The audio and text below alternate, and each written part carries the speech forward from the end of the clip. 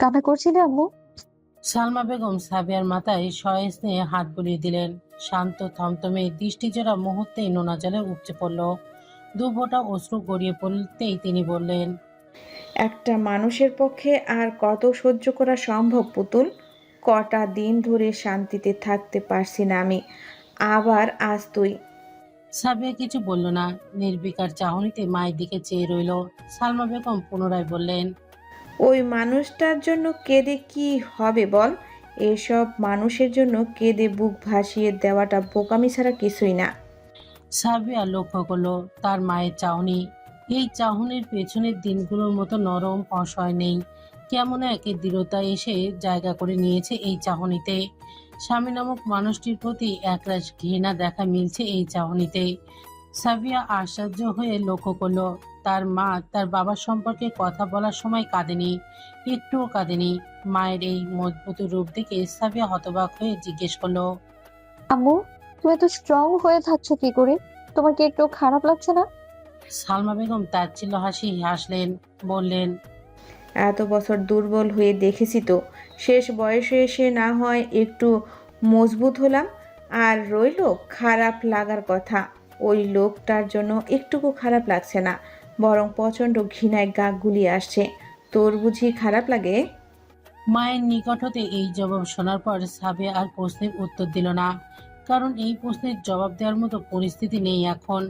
আর এই প্রশ্নের জবাব বা দিবে কি করে? তার যে বড্ড খারাপ লাগছে, এটা কিভাবে বলবে তার মাকে? সে পারছে না নিজের মনে বাবার প্রতি সে তীব্র ঘৃণা জন্ম দিতে। কারণ হাজার হলেও লোকটা তার বাবা। জন্ম হতে এখনো পর্যন্ত বাবার সাথে রয়েছে তার অসংখ্য স্মৃতি, যে স্মৃতিগুলো বুদ্ধি হওয়ার পর হতে সে সযত্নে নিজের মাঝে আগলে রেখেছে। বাবার হাত ধরে ছোটবেলায় ছোট্ট ছোট পায়ে হাঁটা, বাবার হাত ধরে জীবনে প্রথম স্কুলে যাওয়া, বাবার উৎসাহে ক্যারাটে শেখা, শুটিং শেখা, বাবার সাথে দুষ্টু মিষ্টি মুহূর্তের কথা, এইসব কি করে ভুলবে সাবিহা? এত বছরের স্মৃতি কি এতই সহজে ভুলে থাকা যায়? এটা কাকে বোঝাবে সাবিহা? সে যে বারবার গোনাহের সামনে এই স্মৃতির কথা বোঝাতে অক্ষম, বাবার প্রতি আকাশসম ভালোবাসা বোঝাতে অক্ষম। সাবিয়া শুয়ে থাকা অবস্থায় দীর্ঘশ্বাস ছাড়ল। খানিক বাদে লক্ষ্য করলো তার পায়ের কাছে সাবিত বসে আছে।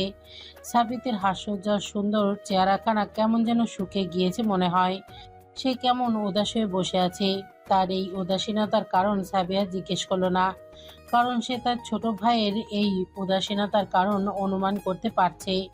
এদিকে সাবিত জানে না তার বাবা কোথায়, কি হয়েছে তার বাবার সাথে, সবাই তার বাবাকে দোষারোপ করছে কেন। তবে সে এটা জানে তার বাবা দোষ করেছে, বড় সড় রকমের দোষ করেছে। কিন্তু কি দোষ তা তার জানা নেই। চলমান এই পরিস্থিতি দেখেই সে এই ব্যাপারে কাউকে জিজ্ঞাসা করেনি। রুমে অবস্থানরত তিনজন সদস্যই নিশ্চুপে বসে আছে। তাদের এই নিশ্চুপতার দেয়াল ভেঙে রুমে প্রবেশ করলো রাগিব। রাগিবকে দেখা মাত্রই সাবিয়া মুখ ফিরিয়ে নিল। সালমা বেগমকে বলল, আম্মু, রাগিবকে এখান থেকে চলে যেতে বলো। আমি এই মুহূর্তে ওর সাথে কথা বলতে চাচ্ছি না। সালমা বেগম সাবিয়ার এই অভিমানী রূপ দেখে নরম সুরে বললেন, রাগিব কি দোষ করেছে পুতুল? এ ঘটনায় ওর তো কোনো দোষ নেই। সাবিয়া নাছোড়বান্দা, সে পূর্বে নাই বলল, আমি ওর দোষ গুণ কিচ্ছু শুনতে চাই না আম্মু। ওকে দেখলেই আমার মেজাজ বিগড়ে যাচ্ছে। তুমি ওকে চলে যেতে বলো। সালমা বেগম এবার কঠোর হলেন, কণ্ঠে কাঠিন্য ভাব এনে বললেন, অবুঝের মতো কাজ করছিস কেন তুই? রাগিবের পক্ষের সাফাই তো শুনবি তুই। কি বলতে চাইছে ও সেটা আগে শোন। সাবিয়া চট করে সালমা বেগমের দিকে ঘুরে তাকালো, বিদ্রোহী কণ্ঠে বলল, কি সাফাই শুনবো? এই যে ও আমায় ভালোবাসে, সত্যিকারের ভালোবাসা যাকে বলে। ও আমাকে ভালোবাসে বলেই বিয়ে করেছে, রিভেঞ্জের জন্য না? হ্যাঁ, ঠিক তো। এগুলোই তো শোনাবে। কিন্তু আমি ওর কথা বিশ্বাস করছি না আর। হঠাৎ একদিন হুট করে আমাদের বাড়িতে এসে সবার সাথে ভাব জমিয়ে আমায় বিয়ে করেছে। পরে আব্বু সত্য সবার সামনে এনেছে। এগুলো কি প্ল্যান্ড কাজকর্ম না? এতে কোনো সন্দেহ নেই যে রাগিব রিভেঞ্জ নেওয়ার জন্যই আমায় বিয়ে করেছে। এই বলে সাবিয়া সিক্ত অভিমানী চাহনিতে রাগিবের দিকে চাইল। রাগিব এই পুরো সময়ে চুপ করেই ছিল। সাবিয়ার অভিমানী কণ্ঠের অভিযোগগুলো খুব মনোযোগ সহকারে শুনছিল সে। অনুভব করছিল বুকের মাঝে তীব্র যন্ত্রণা। সালমা বেগম সাবিয়ার এই যুক্তির বিপক্ষে গিয়ে প্রতিবাদ করতে চাইলেন, কিন্তু রাগিব চোখের ইশারায় তাকে থামিয়ে দিল। সাবিয়ার পানে দৃষ্টিপাত করে বলল, আচ্ছা, চলে যাচ্ছে আমি। তুমি রেস্ট নাও, বেশি প্রেশার নিও না। এই বলে রাগিব সেই স্থান ত্যাগ করলো। গত 2 দিন রাগিব সাবিয়াদের বাড়ির কাছেও ঘেঁষেনি। একটি বারের জন্য সে তার স্নিগ্ধময়ীর সাথে দেখা করেনি, তবে আড়ালে ঠিকই তার খোঁজ নিয়েছে। সাবিয়া এখন পূর্বের তুলনায় সামান্য সুস্থ হয়েছে, তবে সারাদিন সে চুপচাপ ঘরে এক কোণায় বসে থাকে, কান্না করে না। তবে উদাসীন দৃষ্টিজোড়া বেশিরভাগ সময় আকাশের পানে নিবদ্ধ থাকে। সে ভাবে নিজের বাবার কথা, রাগিবের কথা, জীবনের গুরুত্বপূর্ণ দুটো মানুষের কথা ভাবে সে, তাদের দেওয়া ধোঁকার কথা ভাবে সে। অতঃপর কোনো এক কল্পনায় জগতে হারিয়ে যায়, যে জগতে তারা একটি সুখী পরিবার হয়ে মিশে আছে, যে জগতে তার কাছের মানুষগুলো হাসি খুশি মিলেমিশে আছে। কিন্তু এই জগৎ যে কল্পনার, আর কল্পনা কখনোই বাস্তব হয় না, কখনোই না। দীর্ঘশ্বাস ফেলে সাবিয়া ব্যালকনির দরজার সামনে বসে আছে। দৃষ্টি দিল রাতের তারকা খচিত আকাশের পানে, অপলোকে চেয়ে থাকে নিঃসঙ্গ চাঁদের পানে। আজ এই চাঁদের মতো সেও একা। আকস্মাৎ দরজার খোলা শব্দে পিছন ফিরে চাইল সাবিয়া। ফিকে হলদে আলোর স্পর্শরূপে রাগিবকে দেখতে পেল সে। নিমেষের জন্য সেদিকে চেয়ে রইল সে, অতঃপর শান্ত দৃষ্টিতে ঘাড় ঘুরিয়ে ফেলল। সে জানে রাগিবের তার কল্পনা, হ্যালোসিনেশন। এই কয়েকদিন এটাই হয়ে আসছে। সময়ে অসময়ে রাগিব তার কল্পনা হয়ে তার মাঝে ধরা দিচ্ছে, তার দিকে অপলক চেয়ে আছে। সাবিয়া জানে এই সবটা তার কল্পনা, এই জন্যই কিছুক্ষণ চোখ বন্ধ করে রাখে সে। অতঃপর চোখ খুলে রাগিবের অনুপস্থিতি পায়। এবারও রাগিবকে একটি কল্পনা ভাবল সে, চোখ বন্ধ করলো সে, যেন কল্পনার রাগিব হাওয়ায় মিলিয়ে যায়। কিন্তু এটি হলো না, রাগিব যে বাস্তবে এসেছে। রাগিব সাবিয়ার পাশে গিয়ে বসলো। নিজের পাশে কারোর উপস্থিতি টের পেয়ে আঁকিজোড়া মেরে চাইল সাবিয়া। রাগিবকে পাশে থেকে কিয়তে চমকে উঠল সে। আরে, এ যে সত্যিই রাগিব এসেছে। সাবিয়া কিয়ৎক্ষণ অপলক রাগিবের দিকে চেয়ে রইল। ইস, এই মুখখানা 2 দিন দেখেনি সে। এই নিয়ে কি কষ্ট যে তার অন্তরস্থলে জমা হয়েছে তা কল্পনাতীত। কিন্তু এই মানুষটার জন্য কষ্ট কি কারণে? এই মানুষটা যে সেদিনের পর থেকে একবারও তাকে দেখতে আসেনি। সাবিয়া আকস্মাৎ উঠে দাঁড়ালো, তার পিছু পিছু উঠে দাঁড়ালো রাগিবও। সাবিয়া হাঁটতে হাঁটতে শান্ত কণ্ঠে বলল, এখানে কেন এসেছো? রাগিব সোজা সাপটা জবাব দিল, তোমাকে দেখতে এসেছে, আমার প্রতি জমিয়ে রাখা অভিমান ভাঙতে এসেছে। এই বলে সে চলন্ত সাবিয়ার ডান হাত ধরে পেছন থেকে হ্যাঁচকা টানে তাকে সোফায় বসালো। নিজে বসলো মেঝেতে। সাবিয়ার হাঁটুতে হাত রেখে দৃষ্টি রাখলো সাবিয়ার দৃষ্টি বরাবর। রাগিবের এই কাজে সাবিয়া কে অত বিরক্ত হলো, ক্রোধান্বিত হলো বটে। তেসরা কণ্ঠে বলল, 2 দিন পর আমার মনে পড়লো। কোথায় ছিলে এই 2 দিন? একবারও কি আমার কথা মনে হয়নি? তোমার এই ব্যবহার কি প্রমাণ করে না যে তুমি আমায় বিয়ে করেছো শুধুমাত্র রমেশের মৃত্যুর শোধ তুলতে? সাবিয়ার এরূপ অভিমানী কণ্ঠে রাগিব ছোট্ট করে নিঃশ্বাস ফেললো, বলল, আমাকে বিশ্বাস করছো না কেন সাবিহা? আমি শোধ তোলার জন্য মোটেও বিয়ে করিনি তোমাকে, তোমায় ভালোবাসি বলেই বিয়ে করেছি। সাবিয়া তাচ্ছিল্য হাসলো, বলল, তোমার নকল পরিচয়ের মতো এই ভালোবাসাটাও নকল, রাগিব। এই বলে সাবিয়া উঠে গেল। এদিকে সাবিয়ার এই কাজে ধৈর্যের বাঁধ ভাঙল রাগিবের। সে নিজের শান্ত মেজাজ হারিয়ে হবে হিংস্র মেজাজে আপন করে নিল। চোখের পলকে সাবিয়ার হাত ধরে হ্যাঁচকা টান দিল সে। পিছন হতে নিজের বুকে মিশিয়ে প্যান্টের পকেট হতে ছুরি বের করে সাবিয়ার গলার সামনে ধরল। অতঃপরে সাবিয়ার কাঁধে থুতনি রেখে দাঁতে দাঁত পিষে ফিসফিস করে বলল, তুমি আমার ধৈর্যের বাঁধ ভেঙে দিয়েছ সাবিহা, তোমার অবুঝ আচরণের কারণে এই কাজ করতে বাধ্য হলাম আমি। এদিকে নিমেষের মাঝে ঘটে যাওয়া এই ঘটনায় হতভম্ব হয়ে রইল সাবিয়া। গলার সামনে ছুরি দিকে ভয়ে গলা শুকিয়ে কাঠ হয়ে এলো তার, নিঃশ্বাস আটকে এলো তার। রুদ্ধশ্বাস পরিস্থিতিতে সে রাগিবের অগোচরে একটা শুকনো ঢোক গিলল। সাবিয়া রাগিবের নিকট হতে এই কাজে মোটেও আশা করেনি। সে এখনো বিস্ময়ে হতভম্ব হয়ে আছে। রাগিব তার গলায় সামনে ছুরি রেখেই বলল, আমার কথা শোনানোর আর কোনো উপায় রাখো না তুমি। আজ আমি আমার পুরো কথা শেষ করব, তারপর তুমি পরিস্থিতি থেকে ছাড়া পাবে। সাবিয়া প্রত্যুত্তর করল না। রাগিব সাবিয়ার কাঁধে থুতনি রেখেই বলা আরম্ভ করলো, তুমি মানো আর না মানো, আমি তোমাকে ভালোবাসি বলে বিয়ে করেছি। তোমার বাবার থেকে রিভেন্স নিতে হলে আমি অন্য ওয়েতেও নিতে পারতাম, আর তার জন্য তোমাকে বিয়ে করার কোনো দরকার ছিল না। আমি চাইলেই তোমার বাবাকে 4 মাসে আগে মেরে ফেলতাম, কিন্তু আমি এমনটা করিনি। কারণ কি জানো? আমি চাইছিলাম তোমার বাবার এই সত্য তোমরা জানো, তোমাদের মনে তোমার বাবাকে নিয়ে ঘৃণার জন্মাক, এটা চাইছিলাম আমি। আর তুমি আমার অল্প দিনে ভালোবাসা নাও। তোমার বাবাকে চেনার আগে আমি তোমাকে চিনেছিলাম। গত বছরের চেরি ব্লসমে তুমি যখন তোমার ফ্রেন্ডদের সাথে পার্কে গিয়েছিলে, তখনই তোমাকে প্রথম দেখাতেই তোমাকে পছন্দ করে ফেলেছিলাম। ধীরে ধীরে ভালোবাসতে শুরু করি তোমাকে। সেদিন একটা তোমার ছবি তুলে রাখি, যা সবসময় আমার বুক পকেটে থাকে, আমার হৃদয়ের সবচেয়ে কাছে থাকে। চেরি ব্লসমের সিজনের পর আরও একবার ভ্যানিস এসেছিলাম, তখন একটা রেস্টুরেন্টে তোমায় দেখি। সেদিন থেকে আমার নতুন জাগ্রত প্রেম ধীরে ধীরে পাখা মেলতে শুরু করে। তোমাকে খুব ভালোবেসে ফেলে। তোমার ফ্যামিলি সম্পর্কে তখনও খোঁজ নেইনি আমি, তবে ভেবেছিলাম খুব শীঘ্রই তোমার ফ্যামিলি সম্পর্কে খোঁজ নেব, বিয়ের প্রস্তাব পাঠাবো। কিন্তু এর আগেই ঘটে গেল সে অঘটন। এই বলে সে ছোট্ট নিঃশ্বাস ফেলে পুনরায় বলতে আরম্ভ করলো। রমেশের সাথে এসব যে করেছিল তার সম্পর্কে খোঁজ নিতে বেরিয়ে আসে যে তুমি রমেশের খুনির মেয়ে। এ শোনার পর আমি নিজেকে ঠিক রাখতে পারিনি। মনে হয়েছিল তোমাকে ছেড়ে দিই, তোমার প্রতি অনুভূতিগুলো ভুলে যাই, কিন্তু শত চেষ্টা তো আমি পারিনি। এই জন্য সিদ্ধান্ত নেই তোমাদের বাড়িতে এসে তোমাকে বিয়ে করে নিজের অবস্থান পাকাপোক্ত করব, এরপর সব সত্য বলবো। এই বলে রাগিব সাবিয়াকে ছেড়ে দিল। প্রলম্বিত নিঃশ্বাস ছেড়ে সাবিয়ার সম্মুখে দাঁড়ালো, বলল, আমি আমার পক্ষে সব সত্য বলে দিয়েছি। এরপর যদি তুমি আমাকে বিশ্বাস না করো, তাহলে বুঝে নেব আমার ভালোবাসাতে নিশ্চিত খোঁজ ছিল। এর জন্য তুমি আমাকে বিশ্বাস করতে পারছো না। তুমি নিজেকে সময় দাও সাবিয়া, চিন্তা করো আমার কথাগুলো, এরপর যা সিদ্ধান্ত নেবে তাই হবে। বলেই রাগিব বেরিয়ে যায়। আর সাবিয়া স্তব্ধ দৃষ্টিতে দাঁড়িয়ে থাকে, ভাবতে থাকে কিছুক্ষণ পূর্বে শ্বাসরুদ্ধকর মুহূর্তের কথা, ভাবতে থাকে রাগিবের বলা প্রতিটি কথা। আপনি কি শিওর? মুখ দিয়ে সিগারেটের সাদা ধোঁয়া ছাড়তে ছাড়তে ফোনের ওপাশের ব্যক্তিকে জিজ্ঞাসা করলো রাগিব।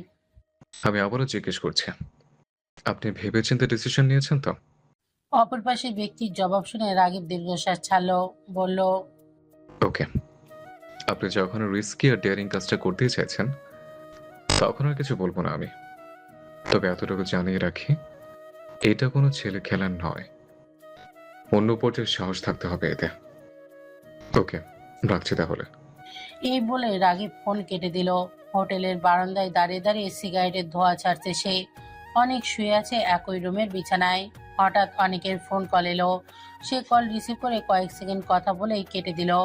কল কেটে এক প্রকার হন্তদন্ত হয়ে ছুটে গেল রাগিবের দিকে।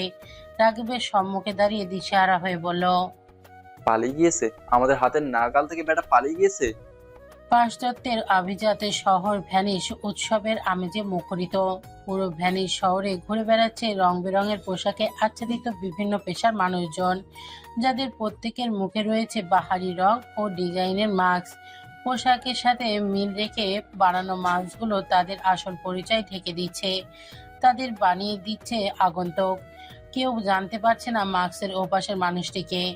সকলে দেখছে তাদের বাহির রূপ।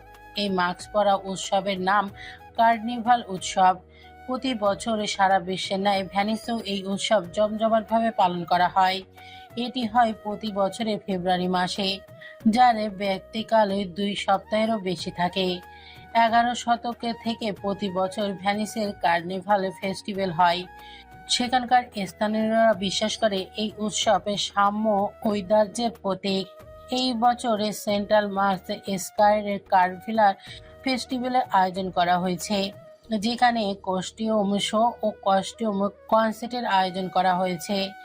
এখানে বিনামূল্যে প্রবেশের সুবিধা রয়েছে বলে অগণিত মানুষের ভিড় দেখা যাবে এখানে। আফজাল সাহেব গতকাল রাতে পালিয়েছে। তার পালিয়ে যাওয়ার খবর পাওয়া মাত্রই অনেক রাগিব সেখানে ছুটে যায়। সেখানে গিয়ে জানতে পারে আফজাল সাহেবকে 2 গার্ডের হাতে রেখে বাকি গার্ডরা খাওয়া দাওয়া করতে গিয়েছিল। এরই মাঝে আফজাল সাহেব কিভাবে যেন নিজের বাঁধন হতে মুক্তি পেয়ে যায়। উনি হাত ও পায়ের বাঁধন খুলে পালিয়ে গেলে সেই 2 গার্ড তাকে ধাওয়া করে।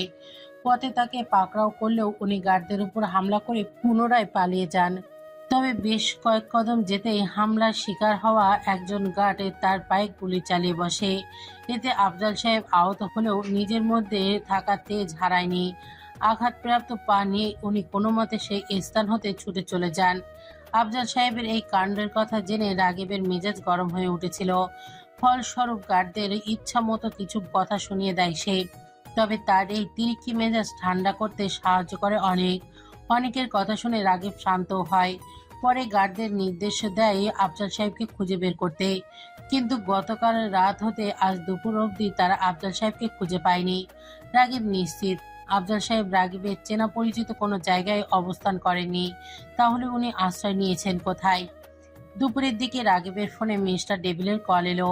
মিস্টার ডেভিল তাকে জানালো আফজাল সাহেব তাদের কাছে এসেছিলেন, কিন্তু ভালোভাবে বসে বিস্তারিত কথা বলার পূর্বেই তিনি ভীত চেহারা নিয়ে সেখান থেকে চলে যান।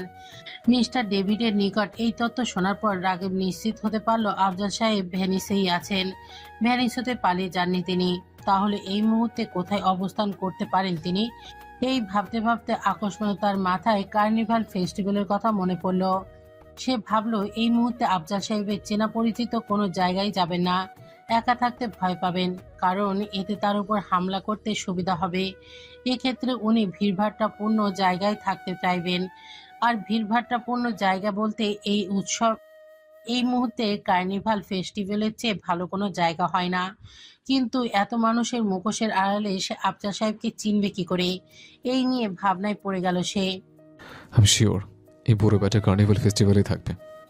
অনেক এক চুমুক ওয়াইন খেয়ে বলল, কিন্তু এত মুখোশের ভিড়ে ওই বেড়াকে খোঁজা কম না। সেটাই চিন্তার বিষয়। এর মধ্যে ওনাকে খুঁজবো কি করে? নিজের ঠোঁট কামড়ে ভাবনায় মশগুল হলো রাগিব। তার ভাবনায় যোগ দিল অনেকও।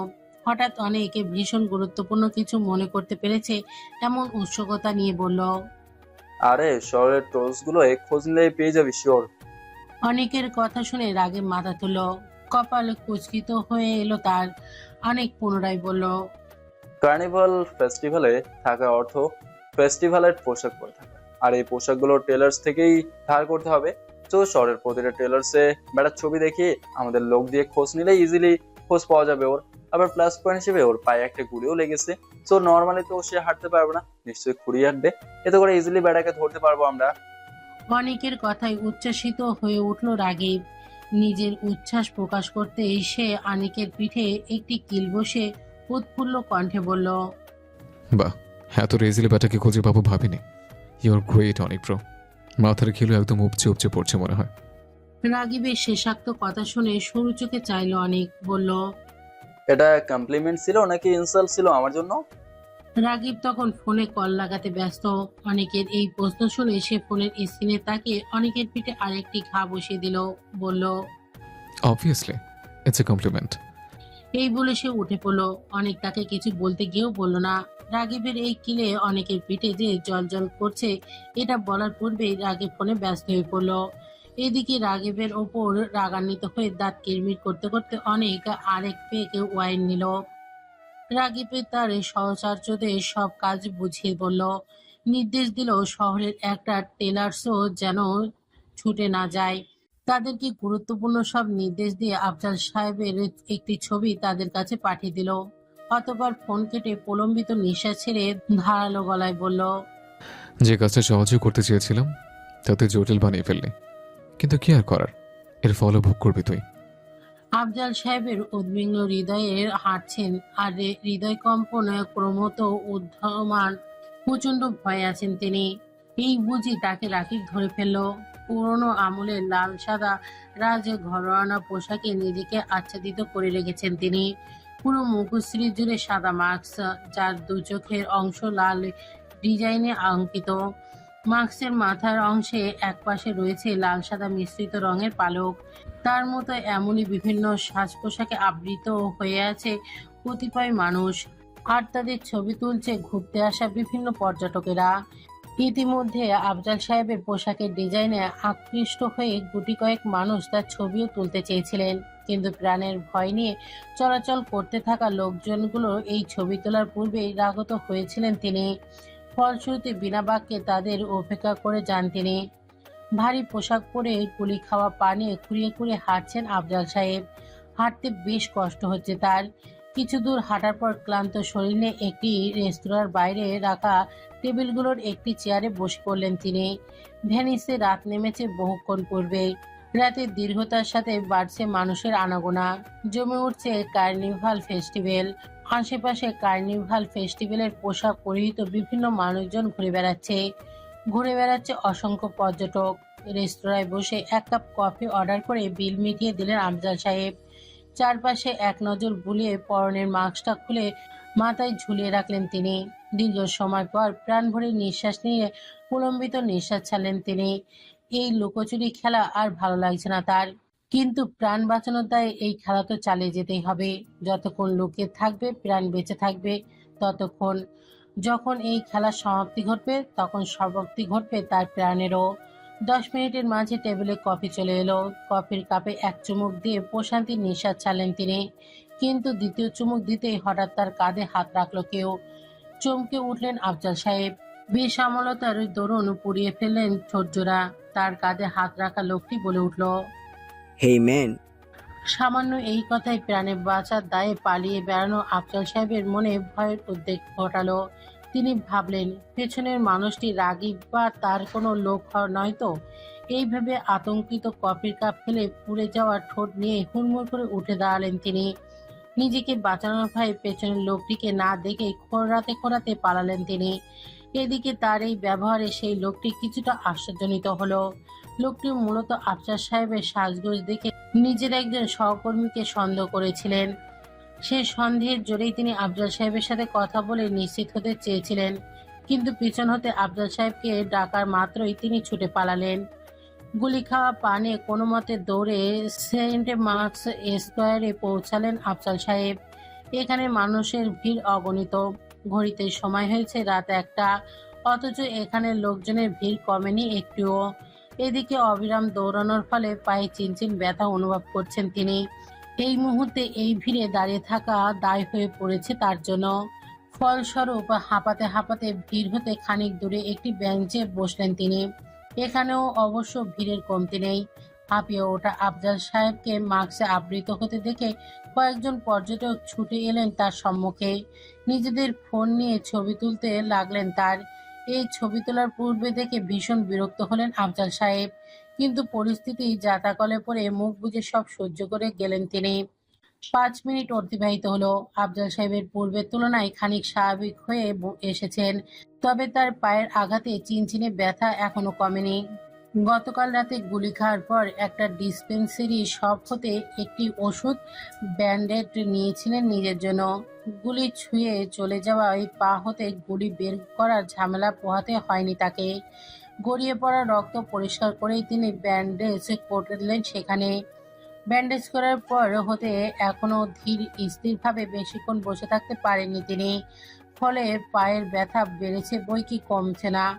এই পায়ের ব্যথার ফলে যন্ত্রণার ক্ষীণ শব্দে আর্তনাদ করতে থাকেন তিনি। বেশ কিছুক্ষণ পর নিঃশ্বাস নিতে খানিক বাধাপ্রাপ্ত হওয়ায় পরনের মাস্ক খুলে মাথায় ঝুলে রাখলেন তিনি। ভুলে যান নিজেকে আবৃত করার কথা, প্রাণে বাঁচানোর কথা। পানি খাবেন শ্বশুরমশাই? আকস্মায় পাশ হতে চিরপরিচিত সেই কণ্ঠস্বর শুনে চমকে উঠলেন আফজাল সাহেব। ধক করে উঠল তার ক্ষুদ্র হৃদয়খানা। মুহূর্তেই ভয়েরা এসে জড়ো হলো তার চারপাশে। ক্ষণিকের জন্য নিঃশ্বাস নিতে ভুলে গেলেন তিনি। চিরপরিচিত সেই কণ্ঠস্বরের মালিককে তা পুরোপুরি নিশ্চিত হতে তিনি ঘাড় ঘোরালেন। অমনি সম্মুখে হলো রাগীবের গা শীতল করা এক হাসি। ভয়ে চমকে উঠলেন তিনি। গাঢ় নীল রঙের পুরানো রাজপোশাকে সজ্জিত হয়েছে রাগীব। মাথা হতে গলা অবধি রয়েছে নীলের ওপর সোনালী কারুকার্য খচিত একটি মাস্ক। তবে এই মুহূর্তে এই মাস্কটি তার মুখে নেই, বরং রয়েছে তার হাতে। এদিকে তাকে দেখে আফজাল সাহেবের মুখশ্রী পাংশুটে বর্ণ ধারণ করল। চোখের পলকে তিনি মাস্ক উঠে পালালেন, কিন্তু রাগীব বসে রইল, কারণ সে জানে আফজাল সাহেবের দৌড় কত দূর পর্যন্ত। বেঞ্চের কাছেই দাঁড়িয়ে থেকে সে দেখল আফজাল সাহেব কোন গলি দিয়ে পালান। আফজাল সাহেব ডান পাশের একটি গলি ধরে পালালেন। ডান পাশের গলি হতে রাগীবের সেদিকে এক ছুটে লাগালো। দৌড়াতে দৌড়াতে কল দিল অনেককে, বলল এই রাস্তার মাথায় দাঁড়াতে। আফজাল সাহেব ছুটলেন, ব্যথায় জর্জরিত পা নিয়ে অবিরাম ছুটলেন। দুবার পিছন ফিরে দেখলেন রাগীব তাকে ধাওয়া করছে। রাগীবকে দেখে তার যেন কলিজা শুকিয়ে এলো। তিনি নিজের সাধ্যমতো যথেষ্ট চেষ্টা করে দৌড়ানোর গতি বাড়ালেন।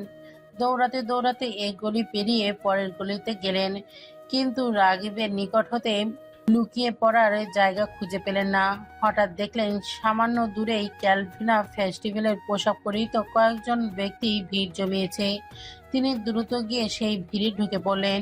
এদিকে পরের গলি হতে এই গলিতে ঢুকতে ঢুকতেই আফজাল সাহেবের হাতছাড়া করে ফেলল রাগিব।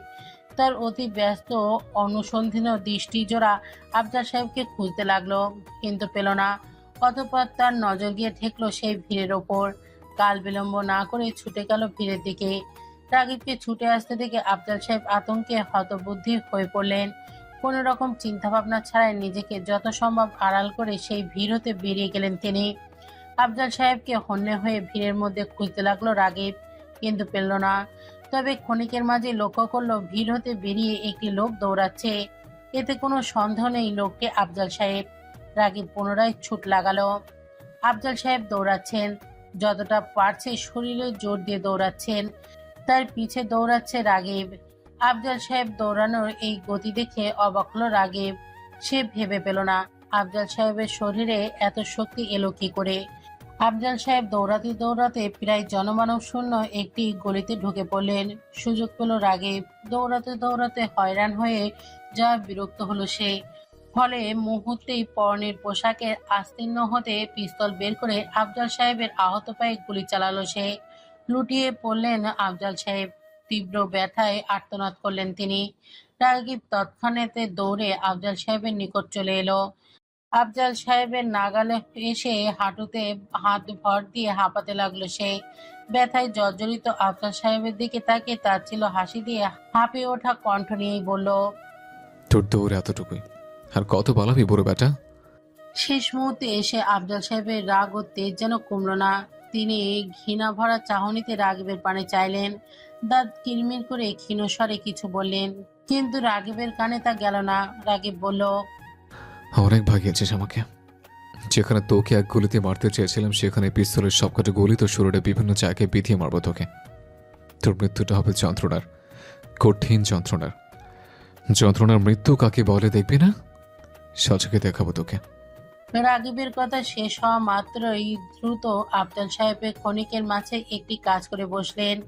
হাত দিয়ে হাঁটুতে ভর দিয়ে থাকা রাগিবকে এক ধাক্কায় মাটিতে ফেলে দিলেন তিনি। অতঃপর গুলি খাওয়া পা নিয়ে দ্রুত উঠে দাঁড়াতে লাগলেন তিনি। এবার দৌড়ানোর গতি পূর্বের তুলনায় বহু কম। তিনি জানেন এই দৌড়ে কিছু হবে না, বাঁচতে পারবেন না তিনি। তবুও তিনি চেষ্টা করবেন, বাঁচার তীব্র চেষ্টা করবেন। 1 মিনিটও যদি বেশি বাঁচা যায় তিনি তাই চেষ্টা করবেন। আফজাল সাহেবের এই কাজে মাটিতে পড়ে উচ্চ শব্দে হাসতে লাগলো রাগিব। অট্ট হেসে গলা উঁচিয়ে বলল, বেশি দূর যেতে পারবি না রাস্কেল। খুব শীঘ্র আরেকটা গুলি খাবি হয়তো, আর ওখানে লুটিয়ে পড়বে। রাগিবের কথা শেষ হতে দেরি হলো, তবে আফজাল সাহেবের শরীরে দ্বিতীয় গুলি লাগতে দেরি হলো না। দ্বিতীয় গুলিটা চালালো অনেক। আচমকা পাশে আগত একটি গাড়ি হতে নেমে আফজাল সাহেবের পেটে গুলি চালালো অনেক। লুটিয়ে পড়লেন আফজাল সাহেব। পূর্বের তুলনায় আরো যন্ত্রণায় কাতরালেন তিনি। ওদিকে রাগিব উঠে এলো। আফজাল সাহেবের নিকটে এসে পেটের বাঁ পাশের একটি গুলি চালালো সে। আফজাল সাহেবের অবস্থা এখন শোচনীয়। মৃত্যুর দ্বার প্রান্তে এসে দাঁড়িয়েছে তিনি। আর ব্যথা সহ্য করতে পারছেন না। চিৎকার শব্দটুকু হারিয়ে ফেলেছেন তিনি। রাগিব আফজাল সাহেবের এই যন্ত্রণার কাতরানো মুখখানা দেখলো। একটু মায়া হলো না এই মুখের ওপর? আর হবেই বা কেন? এই লোকটা যে তার বোনের খুনি। অনেক আফজাল সাহেবের দিকে তাকিয়ে প্রশান্তির হাসি হাসলো, বিড়বিড় করে বলল, At last, I take my revenge. এই বলে সে আফজাল সাহেবকে শোয়া হতে উঠিয়ে পাশের দেয়ালের ওপর হেলান দিয়ে বসালো। তবে ঠিক মতো বসে থাকতে পারছেন না তিনি। যন্ত্রণায় কাতরাতে কাতরাতে 2 হাতে শূন্যে তুলে দুর্বল কণ্ঠে বলল, আমাকে মাফ করে দাও, এই যন্ত্রণা আর নিতে পারছি না, বাঁচাও আমাকে, অনেক যন্ত্রণা হচ্ছে। এই বলতে বলতে তিনি লক্ষ্য করলেন তার সম্মুখে সাদা কালো কার্নিভালের ফেস্টিভ্যালের পোশাকে আচ্ছিত একটি ব্যক্তি দাঁড়িয়ে আছে। আগন্তুক ব্যক্তিটি মুখ মাস্কে ঢাকা, পরনে মহিলাদের পোশাক, অর্থাৎ আগন্তুকটি মহিলা। আফজাল সাহেব পুরোপুরিভাবে কিছু অনুমান করার পূর্বেই আগন্তুক ব্যক্তিটি তার বরাবর পিস্তল ধরল। মুহূর্তেই তার বুকের ডান পাশে সেই পিস্তল হতে গুলি চালিয়ে ফেললেন আগন্তুক। তীব্র ব্যথায় বুকে ঝাঁঝরা হয়ে এলো তার। মৃত্যু পথযাত্রী আফজাল সাহেবের বিস্ময়ে হতভম্ব হয়ে এলেন। তবে তার বিস্ময়ের মাত্রা আকাশ স্পর্শ করলো যখন তিনি মাস্কের আড়ালে আগন্তুককে দেখলেন। তিনি দেখলেন মাস্কের আড়ালে আর কেউ নাই, বরং সালমা বেগম। অর্থাৎ সালমা বেগমই গুলিটা চালিয়েছেন। বিস্ময়ে হতবাক আফজাল সাহেবের তীব্র যন্ত্রণা নিয়ে আমতা আমতা করে বললেন, সালমা, তুমি? মৃত্যু পথযাত্রী আফজাল সাহেব নিজের চোখে বিশ্বাস করতে পারছে না। জীবনের শেষ মুহূর্তে তিনি এত সত্যের সম্মুখীন হবেন তা ওনার কল্পনাতে ছিল। তিনি ফ্যালফ্যাল করে চেয়ে আছে তার সম্মুখে দাঁড়িয়ে থাকা ব্যক্তিটির পানে। তার এই চাহনিতে ছেয়ে আছে তীব্র যন্ত্রণা, আর্তনাদ। কিন্তু আফজাল সাহেবের এই চাহনি দেখেও না দেখার ভান করে অপেক্ষা করছে তার সম্মুখে দাঁড়িয়ে থাকা তিনটি মানুষ। আফজাল সাহেব যন্ত্রণায় কাতরাতে কাতরাতে ভীষণ দুর্বল গলায় সালমা বেগমকে বললেন, শেষমেশ তুমি আমার উপর গুলি চালালে? সালমা বেগমের গলার কাছে ধীরে ধীরে কান্নার দলা যেন জমতে শুরু করেছে। কিন্তু উনি নিজেকে যত সম্ভব সামলানোর চেষ্টা করে শক্ত কণ্ঠে বলল, আপনি কাজটাই এমন করেছিলেন যে আপনাকে না মেরে ফেলা অবধি আমি শান্তিতে থাকতে পারতাম না। তুমি এমন কিছু করবে এটা আমি কখনো ভাবিনি, সালমা। আমিও কখনো ভাবিনি আপনি রেপের মতো জঘন্য কাজ করবেন, তাও আবার নিজের মেয়ের বয়সী একটা মেয়েকে। ছি, আপনার কাজের জন্য এ শাস্তি আপনার প্রাপ্য। আপনি না কখনো একজন ভালো স্বামী হয়ে উঠতে পেরেছেন, না একজন ভালো বাবা হয়ে উঠতে পেরেছেন। আর ভালো মানুষ সে তো দূরের কথা। আফজাল সাহেবের ভেতরে সবকিছু যেন মুছড়ে আসে। তিনি আর কথা বলতে পারলেন না। ঠোঁট নাড়ানোর শক্তিটাও ধীরে ধীরে হারিয়ে বসেছে। চোখের সামনে ধীরে ধীরে সব ঝাপসা দেখতে লাগলেন তিনি। একেই বুঝি মরণ যন্ত্রণা বলে? মৃত্যুর সময় এত কষ্ট হয়। বারবার তার মনে হচ্ছে এই বুঝি শেষ নিঃশ্বাস ত্যাগ করবেন তিনি। তার ক্রমশ দুর্বল স্নায়বিকে শক্তি দিয়ে তিনি বহু কষ্টে ঠোঁট নাড়িয়ে ভেঙে ভেঙে কথা বলার চেষ্টা করলেন। শেষবারের মতো সাবিয়া আর সাবিতকে দেখতে দাও। আফজাল সাহেবের এই আকুতি শুনে অল্প বিস্তর কেঁপে উঠলেন সালমা বেগম। এবার কণ্ঠনালীতে কান্নার দলাগুলো রীতিমতো যুদ্ধ লাগিয়ে দিল। যেন এই বুঝি দু চোখ বেয়ে পড়ে যাবে তারা। আফজাল সাহেবের এই আকুতি অগ্রাহ্য করলো তিনজনেই। রাগীব বলে উঠল, সে আশা দুরাশা মিস্টার আফসার সাহেব, কারণ ওদের কেউই এখানে নেই। আর আমি চাইও না ওরা আপনার অবস্থা দেখুক। অসহনীয় যন্ত্রণায় আফজাল সাহেবের দুই চোখ বেয়ে অশ্রু ঝরতে লাগলো। মৃত্যুর একেবারে দ্বার প্রান্তে দাঁড়িয়ে এই প্রথমবারের মতো অনুশোচনা অনুভব করলেন তিনি। কিন্তু ততক্ষণে যে দেরি হয়ে গিয়েছে। রাগীব বিলম্ব না করে আফজাল সাহেবের বুকের বাঁ পাশে গুলি করলো। সেই গুলি গিয়ে লাগলো আফজাল সাহেবের হৃদয়ের পিণ্ড বরাবর। কয়েক সেকেন্ডের মধ্যে দেহের সকল রক্ত চলাচল বন্ধ হয়ে গেল। মৃত্যুবরণ করলেন তিনি। তবে শেষ মুহূর্তে সাথে নিয়ে গেলেন অসীম অনুশোচনা, পাপের প্রায়শ্চিত্ততা। আফজাল সাহেবের শেষ নিঃশ্বাস ত্যাগ হতে দেখে সালমা বেগম আর নিজেকে সামনে রাখতে পারলেন না। ভেঙে পড়লেন তিনি। ফলস্বরূপ হাত হতে পিস্তল ফেলে ধপ করে মাটিতে বসে পড়লেন তিনি। রাগীব এগিয়ে এলো তার দিকে। তার দুই বাহু ধরে তাকে সান্ত্বনা দেওয়ার চেষ্টা করলো। কিন্তু সালমা বেগম শান্ত হলেন না। উপরন্তু তার কান্নার বেগ বেড়ে গেল। তিনি কাঁদতে কাঁদতে বললেন, কেন উনি ভালো হলেন না রাগীব? কেন উনি এত খারাপ কাজ করলেন? আর যদি উনি এসব কাজ ছেড়ে আমাদের সাথে সুখী সংসার কাটাতো, তবে আমার দ্বারা এ কাজ হতো না। এই বলে উনি ফুপিয়ে ফুপিয়ে কাঁদতে লাগলেন। কিয়ৎ বাদে পুনরায় বললেন, কিন্তু কি করব রাগীব, বলো? আমার ধৈর্য সহ্য যে সীমা পেরিয়ে গিয়েছিল। বিয়ের পর থেকে ওনার অত্যাচার, অবহেলা, খারাপ কাজগুলো মুখ বুজে সহ্য করে করে এত বছর পার করলাম। আর এই বয়সে এসে ওনার এ কাজ সম্পর্কে শোনা, এটা কখনোই আশা করিনি আমি। হঠাৎ কি মনে হলো জানি না, তবে ওনার প্রতি নতুন পুরাতন সব রাগ জেগে উঠল যেন আমার। কেমন যেন প্রতিশোধ পরায়ণা হয়ে উঠলাম আমি। এরই ফলে আজকের এই মার্ডার করতে বাধ্য হলাম আমি। এই বলে সালমা বেগম কান্নায় ভেঙে পড়লেন। তাকে সান্ত্বনা দিল রাগীব ও অনেক উভয়ে। হোটেলের বারান্দায় দাঁড়িয়ে প্রশান্ত হৃদয়ে আকাশ দেখছে রাগীব। রাতের স্নিগ্ধ আকাশ দেখতে আজ তার ভীষণ ভালো লাগছে। বহুদিন পরে আজ হৃদয়ে হালকা অনুভব করছে সে। এই মুহূর্তে তার মেজাজ ফুরফুরে। আফজাল সাহেবের ওপর নিজের বোনের খুনের শোধ তুলতে পেরে আজ সে যেন মুক্ত। তার এই ভালো সময়টাকে আরো উপভোগ করে তুলতে সে এক গ্লাস ডিং নিয়ে বারান্দায় দাঁড়িয়ে পান করতে লাগলো। হঠাৎ সে অনুভব করলো তাকে পেছন হতে কেউ জড়িয়ে ধরেছে, তার পিঠে মাথা রেখেছে। ক্রমশ তার পিছে দাঁড়িয়ে থাকা ব্যক্তিটি তার দুটো হাতে বুকের ওপর এসে ভর করলো। তার আর বুঝতে বাকি রইল না এই মুহূর্তে সে বাদে আর কেউ উপস্থিত রয়েছে রুমে। রাগিব সাবিয়ার উপস্থিতি টের পাওয়া মাত্রই পিছন ঘুরে সাবিয়াকে জড়িয়ে ধরে। তার এক হাতে ড্রিঙ্কসের গ্লাস, অপর হাতে সাবিয়ার পিঠে। অকল্পিতভাবে সাবিয়াকে কাছে পেয়ে রাগিব কিছুক্ষণের জন্য নিজেকে বাকশক্তি হারিয়ে ফেলে। শুধু খুশিতে বড় বড় নিঃশ্বাস ফেলতে লাগে সে। অতঃপর খানিক বাদে নিজেকে ধাতস্থ করে সে সাবিয়াকে বলে, থ্যাংক ইউ স্নিগ্ধময়ী, থ্যাংক ইউ আমার জীবনে ফিরে আসার জন্য। আমি যে কি খুশি হয়েছে তা ভাষায় প্রকাশ করতে পারছি না। সাবিয়া এতক্ষণ নীরবে রাগিবকে জড়িয়ে ধরেছিল, অনুভব করছিল তার ভালোবাসা পুরুষটিকে। এতদিনের দূরত্ব কিছুটা হলেও কমিয়ে আনার চেষ্টা করেছিল। রাগিবের কথা শুনে সে মৃদু শব্দে হেসে বলল, তোমার ওভাবে দাঁড়িয়ে থাকাতে বুঝতে পেরেছি তোমার খুশির মাত্রাটা। দুজনে আর কথা বাড়ল না। এই ভেবেই নীরবে নিভৃতে কেটে গেল কিছু মুহূর্ত। দুজন দুজনকে ওইভাবেই জড়িয়ে ধরে কাটিয়ে দিল ভালোবাসায় মোড়ানো কিছু মুহূর্ত। বেশ কিছুক্ষণ পেরিয়ে যাওয়ার পর সাবিয়া বলল, একটা রিকোয়েস্ট রাখবে আমার? রাগিব জড়িয়ে ধরেই বলল, একটা না, তোমার হাজারটা রিকোয়েস্ট রাখতে রাজি আমি। আমি তোমার সম্পর্কে যা জেনেছি এর বেশি আমাকে জানতে দিও না প্লিজ।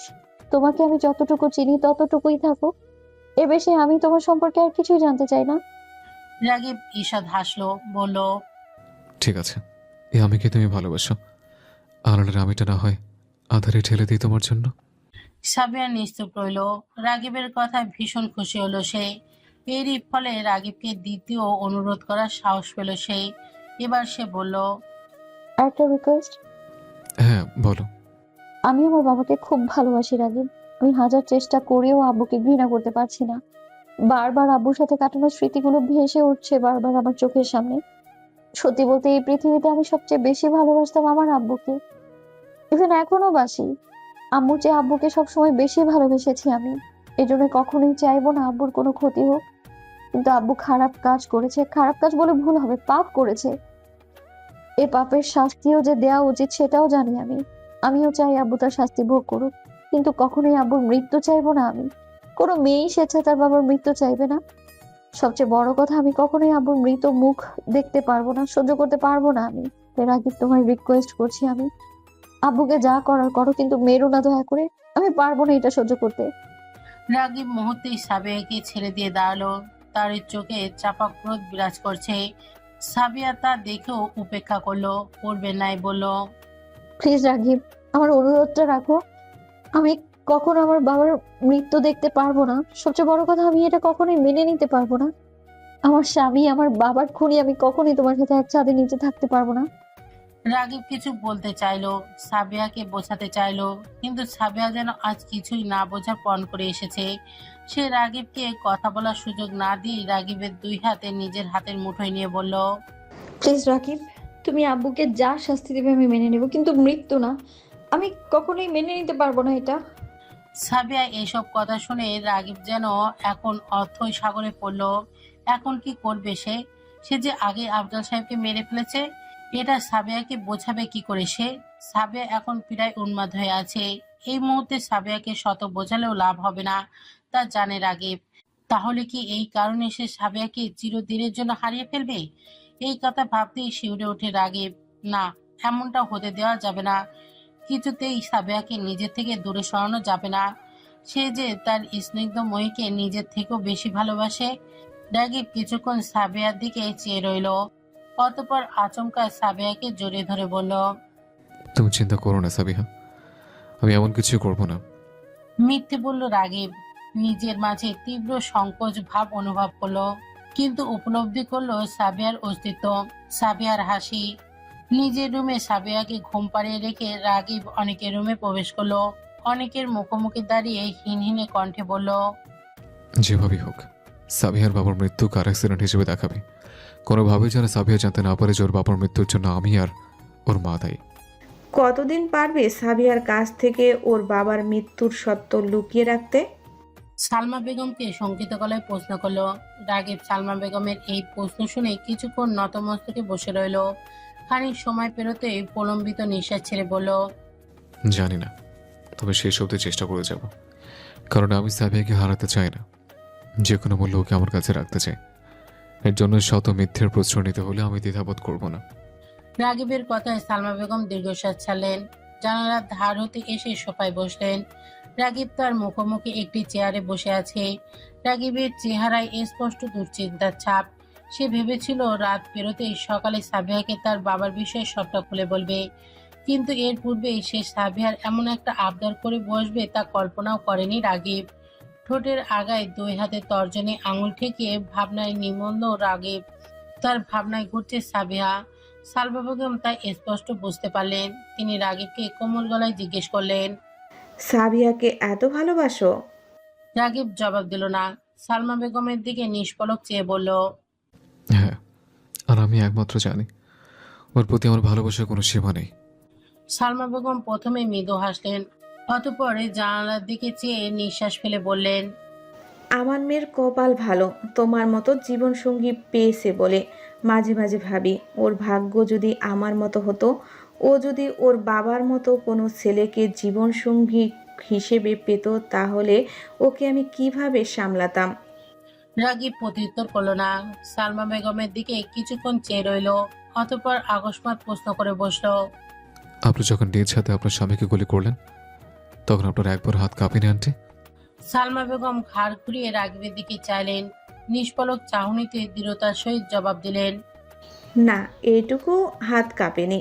বরং ওনাকে গুলি মারার পর মনে হচ্ছিল আমার ভেতরকার কোনো বড় বোঝ যেন নেমে গিয়েছে। সাবিহার বাবাকে তুমি জানতে মাত্র কয়েক মাসের জন্য, অথচ ওনার সাথে আমার সম্পর্ক ছিল 25 বছরেরও বেশি সময়। এই 25 বছরের রোজ ওনাকে দেখেছি আমি। ওনার অত্যাচার সহ্য করেছি, ওনার কুকীর্তি জেনেও মুখ বুজে সহ্য করেছি, কিন্তু কিছু করতে পারিনি। কারণ ওনার বিরুদ্ধে যাওয়ার সাহস ছিল না আমার। আমার পাশে দাঁড়ানোর মতো কেউ ছিল না। আবার সাবিয়া আর সাবিতকে নিয়েও খুব চিন্তা হতো। কিন্তু এত বছর পর যখন তুমি এসে ওর বাবার করা পাপগুলোর বর্ণনা দিলে, বিশ্বাস করো আমি নিজেকে কোনো মতেই নিয়ন্ত্রণ করতে পারিনি। হ্যাঁ, ভেতর থেকে ভেঙে চুরমার হয়ে গিয়েছিলাম, কিন্তু মনের কোণায় কোথাও তখন প্রতিশোধ নেওয়ার ইচ্ছা জেগে ওঠে। তবে সে সময় ও সুযোগ ছিল না। পরবর্তীতে যখন তুমি আমাকে তোমার প্ল্যানের কথা বললে, তখন আমি বেশ সাহস জুগিয়ে তোমাকে কথাটা বলি। আর তুমিও রাজি হয়ে যাওয়ায় তখন সাহসটা আরও বেড়ে যায়। অবশ্য সাবিহা যদি ওর বাবার আড়ালে লুকিয়ে আমাকে কখনো শুটিং না শেখাতো, তবে আজ হয়তো আমি ওনাকে মারতে পারতাম না। এই বলে একটি দীর্ঘশ্বাস ফেললেন সালমা বেগম। রাগিব কিঞ্চিত বিস্মিত চাহনিতে সালমা বেগমের দিকে চেয়ে আছে। সে সাবিয়ার মাকে নিজের মা মনে করেন, তবে কখনো ঠিক ওভাবে সম্বোধন করা হয়ে ওঠেনি তাকে। রাগিব জানে মায়েরা কোমল হৃদয়ের হয়। পৃথিবীর সব ভালোবাসা, মায়া, মমতা তাদের মাঝে সমাহিত থাকে। মায়েরা কখনো খুনি হয় না, মায়েরা কখনো কাউকে হত্যা করতে পারে না। কিন্তু সাবিহার মাকে দেখে তার সে ধারণা বদলে গিয়েছে। সে এখন জানে মায়েরা কঠোর হয়, পরিস্থিতির ভেদে তারা নিজেদের প্রস্তরের ন্যায় দৃঢ় করে তুলতে পারে। মায়েদেরও সহ্যের সীমা থাকে। যখন সেই সহ্যের সীমা অতিক্রম হয়ে যায়, তখন তারা প্রতিবাদী হয়ে ওঠে, রক্ষক হয়ে ওঠে। প্রয়োজনে খুন করতেও তাদের হাত পা কাঁপে না। সালমা বেগমকে বেশ কিছু কথা বলার ছিল রাগিবের, কিন্তু অনেকের কল আসায় তা আর করা হয়ে ওঠেনি। ফোনে অনেক কল আসতেই সে উঠে চলে যায়। আফজাল সাহেবের বাসায় লোকারণ্য, কোথাও যেন তিল ধারণের ঠাঁই নেই। উপস্থিত প্রতিটি মানুষের চেহারা বিষণ্ণপূর্ণ, কারো কারো মুখে আফসোসের বাণী। প্রত্যেকেই আফজাল সাহেবের মৃত্যু নিয়ে হাঁ উতাস করছে। আর সকালে আফজাল সাহেবের লাশ পাওয়া গিয়েছে, তবে লাশটা অক্ষত নেই, গলে পচে মাটিতে মিশে যাওয়ার জোগাড় হয়ে এসেছে। চেহারা দেখে বোঝার উপায় নেই এটা কার লাশ। 3 দিন পর গতকাল রাতে স্থানীয় পুলিশ স্টেশন থেকে সাবিয়ার ফোনে কল আসে যে তার বাবার লাশ পাওয়া গিয়েছে। সে এই খবর প্রথমে বিশ্বাস করতে চায়নি। এই জন্য রাগিবকে নিয়ে পুলিশ স্টেশনে ছুটে চলে গিয়েছিল সে। সেখান থেকে গিয়েছে মর্গে। মর্গে রাখা আফজাল সাহেবের লাশ দেখে কিছুতেই বোঝার উপায় ছিল না যে এটি তার লাশ। সাবিয়া এটি বিশ্বাস করতে চায়নি। শেষমেশ ডিএনএ স্যাম্পল মিলিয়ে সে নিশ্চিত হয়েছে আফজাল সাহেবের লাশ এতটাই পচে গিয়েছিল যে তার শরীরে গুলিবিদ্ধ স্থানগুলো এক দেখায় শনাক্ত করা যায়নি। অবশ্য এমনটাই চেয়েছিল রাগিব। পুলিশের সাহায্যে সে আফজাল সাহেবের খুনকে অ্যাক্সিডেন্টের রূপ দিয়েছে। সবাইকে দেখিয়েছে সেদিন রাতে বাসা হতে বেরিয়ে একটি বাড়ি গিয়ে মদ্যপান করে মাতাল হয়ে গাড়ি চালিয়েছেন তিনি। অতঃপর শুনশান একটি সড়কে গাছের সাথে বাড়ি খেয়ে গাড়িসহ পরিত্যক্ত একটি খালে পড়ে যান তিনি। পোস্টমর্টমে এই রিপোর্টটাও খুব সহজে বিশ্বাস করে নেয় সাবিহা। সে জানতো তার বাবা নিখোঁজ এবং সে চেয়েছিল তার বাবা নিখোঁজই থাকুক। অন্তত তার ধরাছোঁয়ার বাইরে যেন থাকে তার বাবা, এমনটাই চাওয়া ছিল তার। কারণ আফজাল সাহেবকে দেখলেই সাবিয়ার পুরনো কথাগুলো মনে পড়ে যাবে, তার প্রতি ঘৃণা জন্মাবে, যা সে চায় না। এই জন্যই সাবিয়া এমনটা চাইছিল। কিন্তু সে জানতো না তার বাবা এভাবে মারা যাবে, এভাবে তাকে ছেড়ে চলে যাবে। আফজাল সাহেবের লাশ নিয়ে যাওয়া হলো। সাবিয়া নির্বিকার, সে হতভম্বের ন্যায় বসে আছে। তার চোখ দিয়ে এক ফোঁটা অশ্রু ঝরছে না, কিন্তু ছোট্ট সাবিত কাঁদছে। বাঁধ ভাঙা মর্মান্তিক যন্ত্রণায় কাঁদছে সে। এভাবে কাঁদতে কাঁদতেই সে সবার সাথে আফজাল সাহেবের লাশ নিয়ে কবরস্থানের দিকে গেল। এদিকে সালমা বেগম নিজের রুমে জানালার ধার ঘেঁষে দাঁড়িয়ে আছেন। তার দৃষ্টি স্থির, শান্ত। মনের মাঝে নেই কোনো অস্থিরতা, নেই কোনো অপরাধবোধ, আছে যেন শুধুই শান্তি। নিজ স্বামীকে নিজ হাতে খুন করে তিনি চিন্তিত নন, বরং এই কয়েকদিন ফুরফুরে মেজাজ নিয়েই আছেন তিনি। আফজাল সাহেবের শেষ দর্শন করেনি সালমা বেগম। রুম হতে শুধু স্বামীর কফিনটাই দেখেছেন তিনি। এর মধ্যে কারোর সামনেই আসেননি তিনি, কারণ তিনি লোকেদের সামনে দুঃখী হওয়ার ভান করতে চাননি, মিথ্যা অশ্রু ঝরাতে চাননি। আর কার জন্যই বা অশ্রু ঝরাবেন তিনি? ওই কুলসিত হৃদয়ে পাপীর জন্য? না, আর ভান করা সম্ভব নয়। এখন হতে তিনি মুক্ত। সকলের সামনে মিথ্যা হাসির মুখ নিয়ে চলা হতে তিনি মুক্ত। এখন তিনি মন থেকে হাসবেন, হৃদয় খুলে হাসবেন। আজ হতে তিনি এই মিথ্যা বন্ধন হতে মুক্ত। কেটে গিয়েছে 2 মাস। সাবিয়ার জীবন বদলে গিয়েছে অনেক কিছুই। এখন সে সুস্থ, স্বাভাবিক। অথচ গত 1 মাস পূর্বে সে মানসিকভাবে পুরোপুরি স্থির ছিল না। আফজাল সাহেবের মৃত্যু তাকে ভেতর থেকে বেশ দুর্বল করে দিয়েছিল। সেই 1 মাস সাবিহা কারোর সাথে ঠিকঠাক কথা বলেনি। প্রয়োজন ছাড়া একটি কথাও তার মুখ হতে বের হয়নি। তার এই অবস্থার উন্নতি ঘটিয়েছে রাগিবের জন্য। এই সংকটপূর্ণ পরিস্থিতিতে সে সাবিয়ার মনোবল বাড়িয়েছে, সাবিয়াকে সাধ্যমতো সময় দিয়েছে। তারই এই আচরণে সাবিয়া পূর্বের মতো জীবন ফিরে পেয়েছে, নিজেকে বানিয়েছে পুরোপুরি সেই সত্তার ন্যায় মজবুত ও দৃঢ়। গত 2 দিন হলো রাগিব ও সাবিয়া সিসিলি এসেছে। রাগিব চেয়েছিল আর 1 বছর পরে সাবিয়া সেমিস্টার শেষ হলে সে সাবিয়াকে নিয়ে সিসিলিতে স্থায়ী হয়ে যাবে। এই পূর্বে সে সাবিয়াকে সিসিলি আনতে চায়নি, কিন্তু সাবিয়ার জোরাজুরিতে এক প্রকার বাধ্য হয়ে সে সাবিয়াকে নিয়ে সিসিলি ঘুরতে চলে আসে। আপাতত তারা সিসিলি রাগিবের বাংলোতে অবস্থান করছে। রাজীব সাহেবের রুমে রকিং চেয়ারে বসে আছে সাবিয়া, হাতে প্রিডি অ্যান্ড প্রিডিডোজিন বই। গভীর মনোযোগ সহকারে বই পড়ছে সে। সিসিলিতে আসার পর হতে রাগিব বাইরে গেলেই সাবিয়া রাজীব সাহেবের রুমে বসে সময় কাটান। নির্বাক রাজীব সাহেবের সাথে কথা বলেন, যদিও সেই সব কথার প্রতিউত্তর সে পায় না, কিন্তু কথা বলে।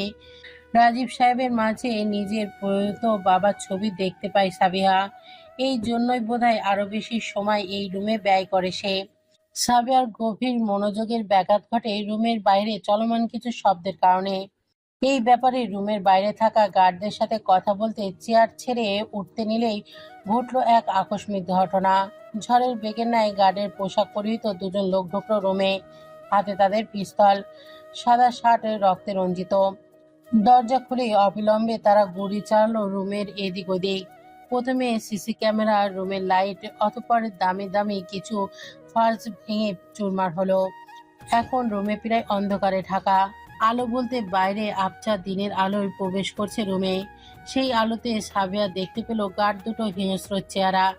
এদিকে ঘটনার আকস্মিকতায় কিছুক্ষণের জন্য কিংকর্তব্য বিমূঢ় হয়ে পড়ল সাবিয়া।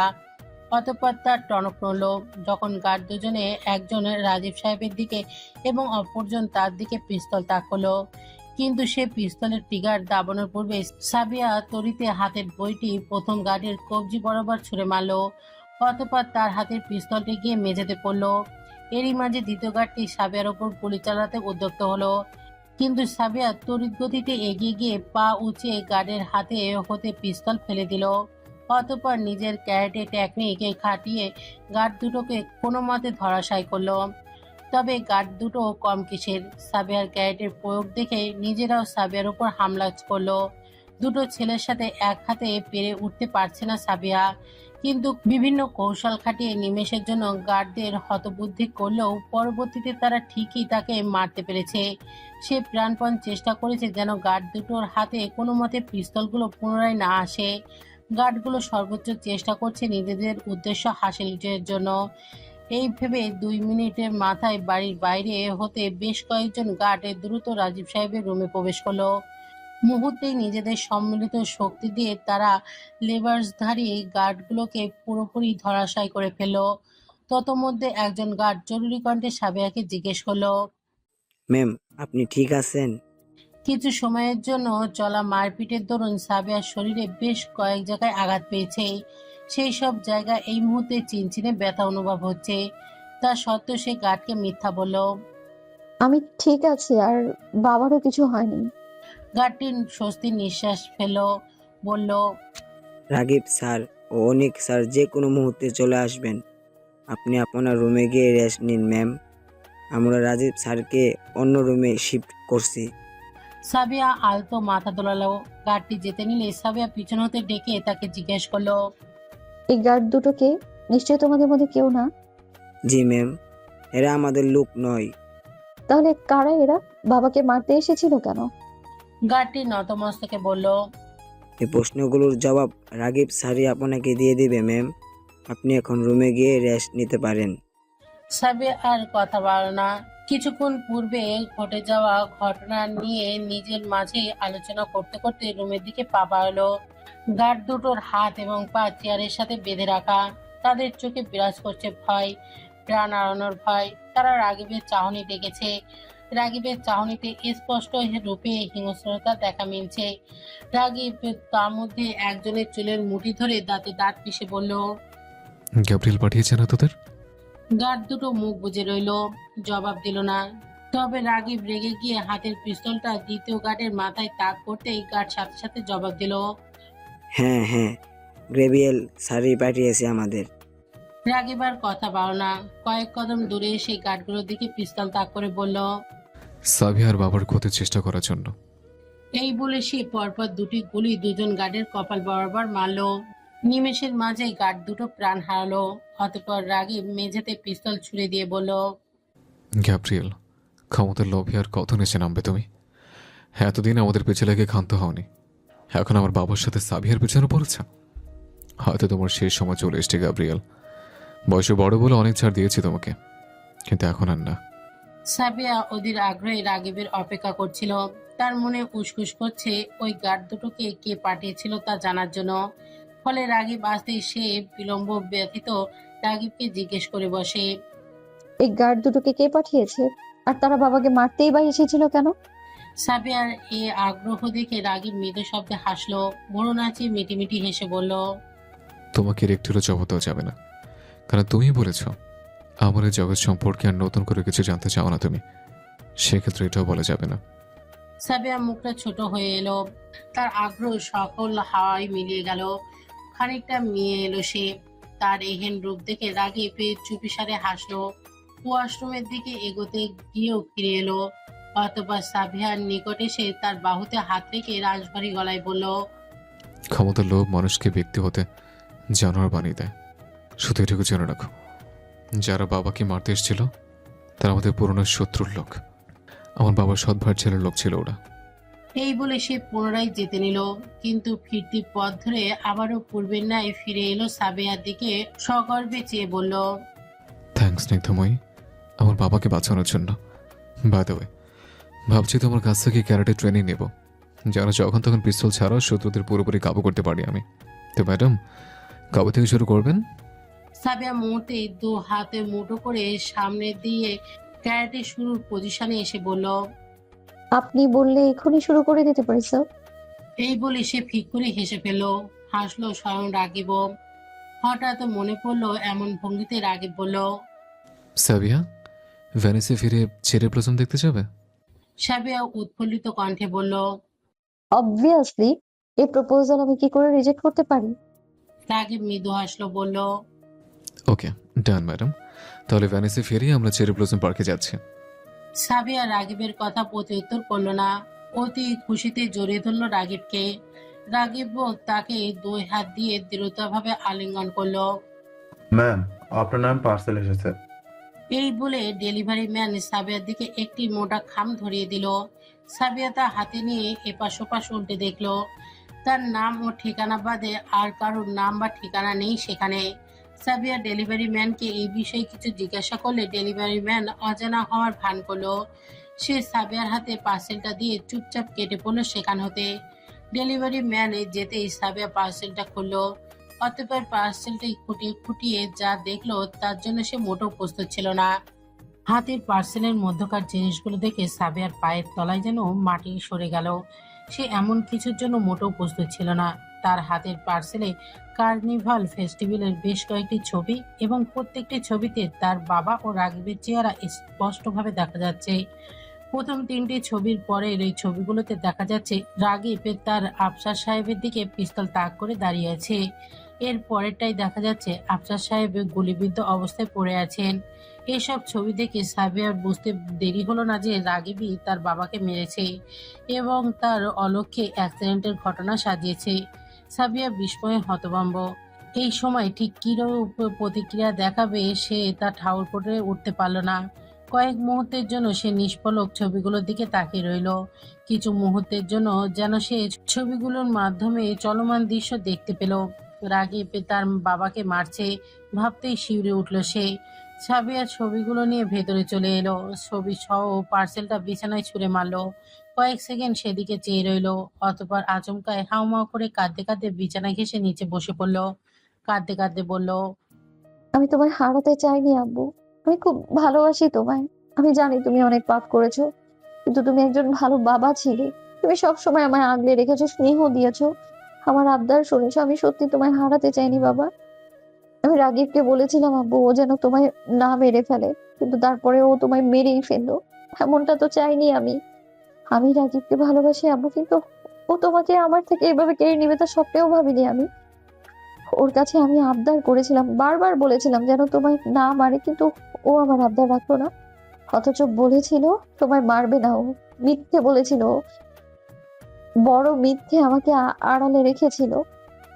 হ্যাঁ, এখন বুঝতে পেরেছি তোমার মৃত্যু অ্যাক্সিডেন্টে হয়নি। রাগিব নিজ হাতে তোমার খুন করেছে। এসব অ্যাক্সিডেন্ট, পুলিশ তদন্ত সবটা নাটক ছিল। আমার কাছ থেকে সত্য লুকোতে রাগিব এগুলো করেছে। আমি কখনো ভাবিনি রাগিব তুমি আমার সাথে সব ভালোবাসা মুহূর্তেই এভাবে ঘৃণায় পরিণত করে দেবে। I just hate you Ragib, I just hate you. Sabiya মুখে হাত দিয়ে চিৎকার করে কাঁদছে, যেন তার এই কান্নায় দরজার ওপারে না পৌঁছায়। গলা শুকিয়ে আসছে তার, চোয়াল দুটো চিনচিনে ব্যথা করছে। অনেকক্ষণ এভাবে কান্নার পর সাবিয়া কিছুটা স্থির হলো। অতঃপর সাবিয়া পুনরায় দৃষ্টিপাত করলো ছবিগুলোর ওপরে।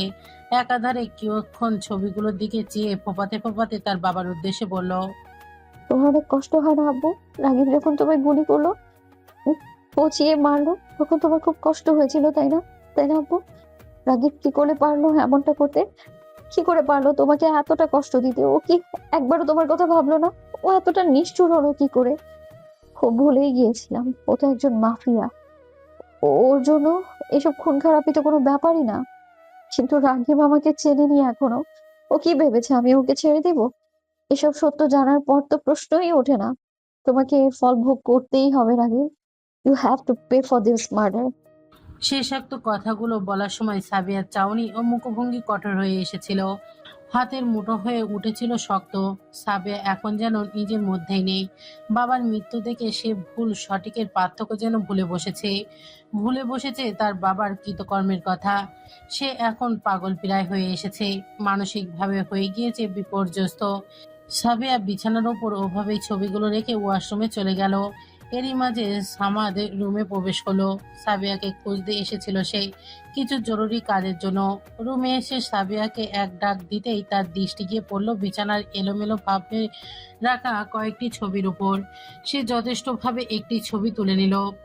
অতঃপর ছবিতে রাগিব ও আফসার সাহেবকে দেখে ধাক্কা খেল সে। বিস্ময়ে দৃষ্টিজোড়া বৃহতাকার করে কয়েক কদম পিছিয়ে এলো সে যেন কিছুতেই বিশ্বাস করতে পারছে না রাগেবই তার খালুর খুনি। মুহূর্তে সে বুঝে গেল অ্যাক্সিডেন্টের ঘটনাটি পুরোপুরি বানানো ছিল। সামাদ কিছুক্ষণের জন্য শূন্য মস্তিষ্কে বসে রইল। অতঃপর দ্রুত একটি ছবি নিয়ে রুম থেকে বেরিয়ে এলো। গাড়ি ড্রাইভ করে সোজা চলে এলো অফিসে। আফসার সাহেবের বিজনেস এখন সামাদ সামলায়, আর রাগিব মাঝে মাঝে টুকটাক কিছু সাহায্য করে। রাগিব আজ অফিসে এসেছে জরুরি কিছু ফাইল চেক করার জন্য। সে তার জন্য নির্দিষ্ট করা কেবিনেই বসেছিল। সামাদে সেই ছবিগুলো নিয়ে আকস্মাৎ রাগিবের কেবিনে প্রবেশ করলো। রাগিবের ডেস্কের উপর ছবিটা রেখে শীতল কণ্ঠে জিজ্ঞেস করলো, খালুকে তুমি মেরেছো তাই না রাগিব? আকস্মাৎ এরূপ প্রশ্ন শুনে রাগিব থতমত খেয়ে গেল। নিমেষের জন্য ছবির দিকে তাকিয়ে আমতা আমতা করে বলল, এসব কি বলছে সামাদ? ওনার মৃত্যুতে অ্যাক্সিডেন্ট হয়েছিল। সামাদ টেবিলের ওপর থাবা মারল। কিয়ত কঠোর কণ্ঠে বলল, মিথ্যে বলো না রাগিব, ছবিতে স্পষ্ট বোঝা যাচ্ছে সব। কি দরকার ছিল অ্যাক্সিডেন্টের মিথ্যা নাটক সাজানোর? রাগিব মুহূর্তেই দৃষ্টি নামিয়ে নিল। হতাশায় দীর্ঘশ্বাস ফেলে বলল, দরকার ছিল সাবিহা। সাবির কাছ থেকে সত্য লুকানো দরকার ছিল। ও ওর বাবাকে জীবিত দেখতে চেয়েছিল সবসময়। আমার কাছে সে নিয়ে রিকোয়েস্ট করেছে, কিন্তু ততক্ষণ ওনাকে আমি মেরে ফেলেছিলাম। তবে সাবিহা হাজার রিকোয়েস্ট করলেও আমি ওনাকে মারতাম, কারণ এটা ওনার প্রাপ্য ছিল। আর আমি সাবিয়াকে হারাতে চাইনি বলে অ্যাক্সিডেন্টের নাটক সাজিয়েছিলাম। সামাদ কিছুক্ষণ নির্বাক চাহনিতে রাগিবের দিকে চেয়ে রইল। এই মুহূর্তে ঠিক কিরূপ প্রতিক্রিয়া দেখাবে সেটা নিয়ে যথেষ্ট চিন্তিত। আফজাল সাহেবকে খুব মানত সে। প্রথম আফজাল সাহেবের কৃতকর্মের কথা সে মেনে নিতে পারেনি। তার যেন বিশ্বাসই হচ্ছিল না, তবুও সে মেনে নিয়েছিল। এরপর যখন আফজাল সাহেবের মৃত্যুর কথা সে জানতে পারে, তখন সে স্বস্তি না পেলেও কষ্ট পায়নি। পুরো ঘটনা সে ছিল এক প্রতিক্রিয়াহীন ব্যক্তি। আজও ঠিক তেমনই হয়েছে। সে বুঝতে পারছে না আফজাল সাহেবের মৃত্যুর জন্য রাগিবকে ধন্যবাদ জানাবে, নাকি তার বিরুদ্ধে গিয়ে কথা বলবে, প্রতিবাদ করবে। সামাদ রাগিবের দিকে চাইলো, অনেকটা তার ছেলের সহিত বলল, কিন্তু সাবিয়া তো সব জেনে গিয়েছে। ওর রুম থেকে ছবিটা নিয়েছি আমি। সামাদের হেন কথা শুনে রাগিবের পায়ের নিচ হতে মাটি সরে গেল যেন। কয়েক কদম পিছিয়ে এলো সে। মুখে হাত থেকে শঙ্কিত গলায় স্বগোক্তি করল। খালের পাশে শুনশান সড়ক ধরে হাঁটছে রাগিব ও সাবিহা। দুজনের মাঝে সবকিছু স্বাভাবিক। সাবিহা এমন ব্যবহার করছে যেন সে কিছুই জানে না, বা রাগিবের প্রতি তার কোনো অভিযোগ নেই। তার এই শান্তশিষ্ট ভাবভঙ্গি দুপুর হতেই লক্ষ্য করছে রাগিব। সে প্রথমে বেশ অবাক হয়েছিল যখন শুনেছিল সাবিয়া তার সাথে আজ সময় কাটাতে চায়। সে এই নিয়ে সাবিয়াকে নিষেধ করেনি। বিকেলে সাবিয়াকে নিয়ে সে বেরিয়েছিল। সাবিয়ার পছন্দের খাবার খেয়েছিল এবং এখন সাবিয়ার কথা অনুসারে সুনসান নীরব সড়ক দিয়ে তারা হেঁটে চলেছে। দুজনের মাঝে চলছে টুকটাক কথাবার্তা। সাবিয়ার এই স্বাভাবিক আচরণ দেখে রাগিব আর চিন্তিত হয়নি। নিশ্চিন্তে সময় কাটিয়ে যাচ্ছে সাবিয়ার সাথে। খালের পাশে সড়কের উপর বসে আছে দুজনে। দুই জোড়া পা ঝুলছে খালের পাশে। সাবিয়ার চেহারায় হাস্যোজ্জ্বল, আর রাগিবের চেহারায় দেখা মিলছে অস্বস্তির ছাপ। দুজনে কথা বলছে সিসিলিতে চলে যাওয়ার ব্যাপারে। এই নিয়ে কথা শেষে তারা দুজনেই নীরবে কিছু সময় কাটালো। কিন্তু মধুর এই নীরবতা ভাঙল তিক্ত এক কথায়, যখন সাবিয়া আকস্মায় জিজ্ঞেস করলো, আমার এত রিকোয়েস্টের পরেও তুমি আব্বুকে কেন মেরে ফেলে রাগিব? রাগিব সম্মুখে চেয়ে প্রলম্বিত নিঃশ্বাস ছাড়লো। সে নিজ পক্ষে যুক্তি দেখাতে ঘুরে সাবিয়ার সম্মুখে চাইলো। সে কিছু বলতে নিলেই সাবিয়ার পরনের ওভারকোট হতে পিস্তল বের করে মুহূর্তেই রাগিবের মাথায় তাক করে শীতল কণ্ঠে বলল, now it's your turn mister Ragib Shahriar. রাগিবের দৃষ্টি শান্ত ও স্থির, তবে তার চাউনিতে হাজারো প্রশ্ন। সাবিয়ার চাউনিতে দুঃখ, কষ্ট, রাগ ও অভিমানের এক মিশ্র প্রতিক্রিয়া। তার দৃষ্টি স্থির, তার হাত দুটো অবিরাম কাঁপছে। রাগিবের দিকে কাঠিন্য সহিত পিস্তল তাক করলেও তার স্থায়িত্ব দীর্ঘ করতে পারছে না সে।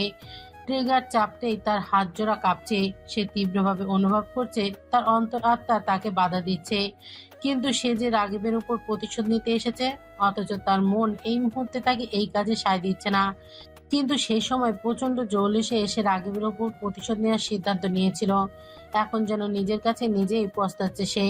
কিন্তু এখনো সে তার সিদ্ধান্তে অটল থাকতে চাইছে। এক প্রকার মনের বিরুদ্ধে গিয়ে মারতে চাইছে রাগিবকে। রাগিব সাবিহার এরূপ অচল ভঙ্গিমা দেখে প্রতিক্রিয়াহীন মুখ ভঙ্গিমায় বলল, কি ব্যাপার স্নিগ্ধময়ী?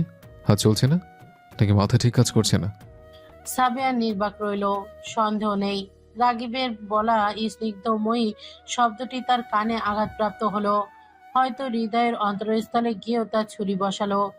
সাবিয়ার অষ্টদায় ঈষৎ কেঁপে উঠল, কিন্তু সে এখনো তার পূর্বের অবস্থানে টিকে রইল। রাগিব এবার তাচ্ছিল্য হাসি হেসে জিজ্ঞেস করলো, বাবার প্রতি ভালোবাসাটা এত তীব্র যে ভুল আর সঠিকের পার্থক্য বলে বসেছো তুমি। সাবিয়া এবার জবান খুলল, পিস্তলটা পূর্বের ন্যায় রেখেই বলল, তোমাকে বলেছিলাম আমি এই পৃথিবীতে সবচেয়ে বেশি ভালোবাসি আমার বাবাকে। তোমাকে এও বলেছিলাম আপুর সাথে আর যাই করো না কেন ওনার জীবন নিও না।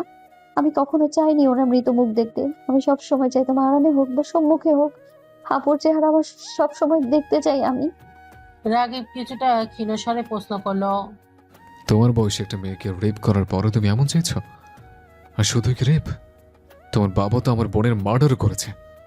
আমি বলিনি আমার বাবাকে ছেড়ে দাও। আমি বলেছিলাম আমার বাবাকে একটু ছাড় দাও, মৃত্যু নামক সাজা থেকে ছাড়। আর মার্ডারের কথা উঠলে শুধু আব্বু না, তোমার কথাও ওঠে একে না রাগিব। তুমি একজন মাফিয়া জানা সত্ত্বেও আমি তোমাকে ভালোবেসেছি। তোমার সাথে সারা জীবন কাটাতে চেয়েছি আমি। তুমি কি পারতে না আমার কথা ভেবে আব্বুকে বাঁচিয়ে রাখতে? কি বলো, পারতে না তুমি? শেষাক্ত প্রশ্নগুলি চিৎকার করে বলল সাবিয়া। অতঃপর আচমকাই কান্নায় ভেঙে পড়ল। সরিয়ে দিল রাগিবের ওপর তাক করা পিস্তলটিও। আজ রাগিব সাবিয়াকে সামাল দিল না, কাঁদতে দিল তার স্নিগ্ধময়ীকে। সে চাইছে অন্ততপক্ষে কান্নার মাধ্যমেও হোক সাবিয়া যেন তার মনটা হালকা করতে পারে, আফসার সাহেবের কৃতকর্মের কথা ভালো মতো মনে গেঁথে নিতে পারে। কণ্ঠনরত সাবিহা পুনরায় জিজ্ঞেস করলো রাগিবকে, কি রাগিব, বলো তুমি কি পারতে না আমার কথা ভেবে আব্বুকে ছেড়ে দিতে? কেন মৃত্যুর মতো শাস্তি দিতে হলো তাকে? একটু কি ছাড় দেওয়া যেত না? এই পর্যায়ে রাগিবের কাঠিন্য সহিত বলল, কখনোই না। ওনার মতো মানুষকে কখনো ছাড় দেওয়ার কথা কল্পনাতে আনতে পারতাম না আমি। আজ তুমি যেমন তোমার বাবার মৃত্যুর প্রতিশোধ নিতে চাইছো আমার কাছ থেকে, ঠিক তেমনই আমি রামেশের রেপের প্রতিশোধ নিয়েছি তোমার বাবার কাছ থেকে। এভাবে সবকিছু জানার পরও যদি তুমি আমাকে মারতে চাও, okay, I am fine with that. এই বলে রাগিব খানিকক্ষণ সাবিয়ার পানে নিষ্পলক চেয়ে রইল। অতঃপর ভঙ্গুর হৃদয় নিয়ে পুনরায় বলল, বাবার প্রতি ভালোবাসার সামনে ভুল ও সঠিকের পার্থক্য বলে এমন কাজ করতে পারবে তা কল্পনা করতে পারিনি আমি। সাবিয়া এখনো কাঁদছে। কাঁদতে কাঁদতে হঠাৎ সে শক্ত হয়ে এলো। পুনরায় রাগিবের দিকে পিস্তল তাক করে প্রায় দুর্বল কণ্ঠেই বলল, ছোটবেলা থেকে আদরে বেড়ে ওঠা মেয়েটা কি তার বাবাকে ভালোবাসবে না? 25 বছর ধরে পরম আদর স্নেহের ছায়া তরে বড় করে তোলা মানুষটার প্রতি কি ভালোবাসা আসবে না? এটা কি স্বাভাবিক না রাগিব? তুমি জানো আব্বুকে যখনই আমি হাসতে দেখতাম তখন নিজের সব দুঃখ ভুলে যেতাম আমি। আবার আব্বুকে যখন রেগে থাকতে দেখতাম তখন ভয় পেতাম ঠিকই, তবে সবার আগে আমিই এগিয়ে যেতাম আব্বুর রাগ ভাঙাতে। চারপাশে বোধ জ্ঞান হওয়ার পর হয়তো কখনো এমন হয়নি যে আব্বু আমার কোনো আবদার রাখেনি। সবসময় সাবিতের চেয়ে আমাকে বেশি ভালোবাসা দিয়েছে। সব সময় আমার কষ্টগুলো নিজের মনে করেছে সে। তো সেই মানুষটার প্রতি আমার কেন ভালোবাসা থাকবে না? আব্বুর জন্য আমার এত ভালোবাসা আছে যে তার করা প্রতিটা পাপের কথা আমি মনের এক কোণে দাফন করে রেখেছি, যেন তার প্রতি আমার ভালোবাসা একটুও না কমে। আর আমি চাইও না যে আব্বুর প্রতি আমার ভালোবাসা কমে যাক। কখনো চাই না আমি, কখনো না। উন্মাদের ন্যায় প্রতিটি কথা বলল সাবিহা। তার এইরূপ কথা ও ভঙ্গিমা দেখে রাগিব কিয়ত শক্ত কণ্ঠে বলল, সাবিহা, তুমি মেন্টালি আনস্টেবল হয়ে পড়েছ। নিজ বুদ্ধিতে ভালো মন্দের বিচার করা ভুলেও বসেছ। সাবিহা চিৎকার করে বলল, হ্যাঁ, ভুলে বসেছি। আমি পাগল হয়ে গিয়েছি রাগিব, উন্মাদ হয়ে গিয়েছি আমি। সাবিহা, তুমি কি একবার নিজেকে রামেশের জায়গায় কল্পনা করে দেখোনি? একটা মেয়ে হয়ে আর একটা মেয়ের অবস্থা বুঝতে পারোনি? রাগিবের কণ্ঠে তীব্র কষ্ট ও হাহাকার। সাবিয়া তখন উন্মাদের মতো ঘাড় ঝাঁকিয়ে বলল, করেছি তো, আমি বুঝতে পেরেছি ওর কষ্ট। এও জানি ওর এই সর্বনাশের জন্য আমার আব্বু দায়ী। কিন্তু তবু আমি নিজেকে বোঝাতে পারছি না যে আমার আব্বুকে তুমি মেরেছো। আমি জানি না তুমি ভালো করেছো নাকি মন্দ করেছো। আমি পাগল হয়ে যাচ্ছি রাগিব। আমার ভেতর সব আউলে যাচ্ছে। এই বলে হাতের পিস্তল ফেলে 2 হাত দিয়ে মাথা চেপে ধরল সাবিয়া। ধপ করে মাটিতে বসে চিৎকার করে কাঁদতে লাগলো সে। তার এই অবস্থা সচক্ষে দেখে প্রায় দিশেহারা হয়ে পড়ল রাগীব। দ্রুত এগিয়ে এসে নিজের বুকের মাঝে নিয়ে নিল সাবিয়াকে। এক হাতে সাবিয়াকে আঁকড়ে ধরে অপর হাত দিয়ে পিস্তলটা তুলে ওভারকোটের পকেটে রেখে দিল সে। সাবিয়া ফুঁপিয়ে ফুঁপিয়ে কাঁদতে কাঁদতে এক পর্যায়ে সে রাগীবের বুকেই জ্ঞান হারালো। অজ্ঞান সাবিয়াকে বাড়ি পর্যন্ত নিয়ে যেতে সামাদকে কল করলো সে। মিনিট 10-এর মাঝেই সামাদ গাড়ি নিয়ে সেই স্থানে হাজির হলো। অতঃপর সামাদ ও রাগীব একত্রে সাবিয়াকে গাড়িতে উঠিয়ে বাড়ির উদ্দেশ্যে রওনা হলো। সাবিয়া জ্ঞান ফিরল আধা ঘন্টার মাঝেই। সালমা বেগম সাবিয়ার পাশেই বসেছিলেন। সাবিয়ার জ্ঞান ফেরার পরে তিনি বেশ কিছুক্ষণ সময় চুপচাপ বসেছিলেন। মূলত তিনি সাবিয়াকে ধীরে স্থির হওয়ার সুযোগ দিচ্ছিলেন। অতঃপর অত সময় বাদে যখন তিনি বুঝলেন সাবিয়া কিছুটা স্বাভাবিক হয়ে এসেছে, তখন তিনি কঠোর হয়ে জিজ্ঞেস করলেন, তোর কি বিবেকবোধ সব লোপ পেয়ে গিয়েছে পুতুল? তুই ওই মানুষটার জন্য কি করে রাগীবকে মারতে যাচ্ছিলি? সাবিয়া জবাব দিল না, নতমস্তকে নির্বাক চাউনিতে বসে রইল। সালমা বেগম পুনরায় বললেন, তোর বাবা কি কোনো ভালো মানুষ ছিল যে ওনার জন্য তুই রাগীবকে খুন করতে যাচ্ছিলি? এই যে তোর বাবাকে তুই এত ভালোবাসিস, বলছিস যে তোর বাবাও তোকে অনেক ভালোবাসে, কিন্তু তুই কি ওনার স্বার্থ সম্পর্কে জানিস? তোর বাবা যে কতটা স্বার্থপর সে সম্পর্কে তোর একটুকু ধারণা আছে কি? মায়ের এরূপ প্রশ্ন শুনে মাথা তুলে চাইল সাবিয়া। তার চাহনিতে বিরাজ করছে গুটি কয়েক প্রশ্ন। সালমা বেগম মেয়ের এই চাহনি পড়তে পারলেন। সাবিয়ার প্রশ্নের জবাব দিতে তিনি ছোট্ট নিঃশ্বাস ছেড়ে বললেন, তুই যখন ছোট ছিলি তখন তোর বাবা অন্য একটা মেয়ের সাথে সম্পর্ক গড়ে তুলেছিল। মেয়েটার প্রেমে পাগল হয়ে সে আমাকে, এমনকি তোকেও ছেড়ে যেতে রাজি হয়েছিল, কিন্তু আমি বারবার অনুরোধ করায় তোর বাবা থেকে গিয়েছিল। আবার আদিলের সাথে তোর বিয়ে দেওয়াটাও কিন্তু একটা বিজনেস ডিলের অংশ ছিল। আদিল আগে থেকে বিবাহিত ছিল, আর এটা তোর বাবাও জানতো, কিন্তু এত কিছু জানার পরও তোর বাবা তোর সাথে আদিলের বিয়ে দিতে চেয়েছিল, কারণ তার বিজনেস ডিল। তোদের দুজনের বিয়ে হলে আদিলের বাবা তোর বাবার কোম্পানিতে বড় অঙ্কের ইনভেস্টমেন্ট করত।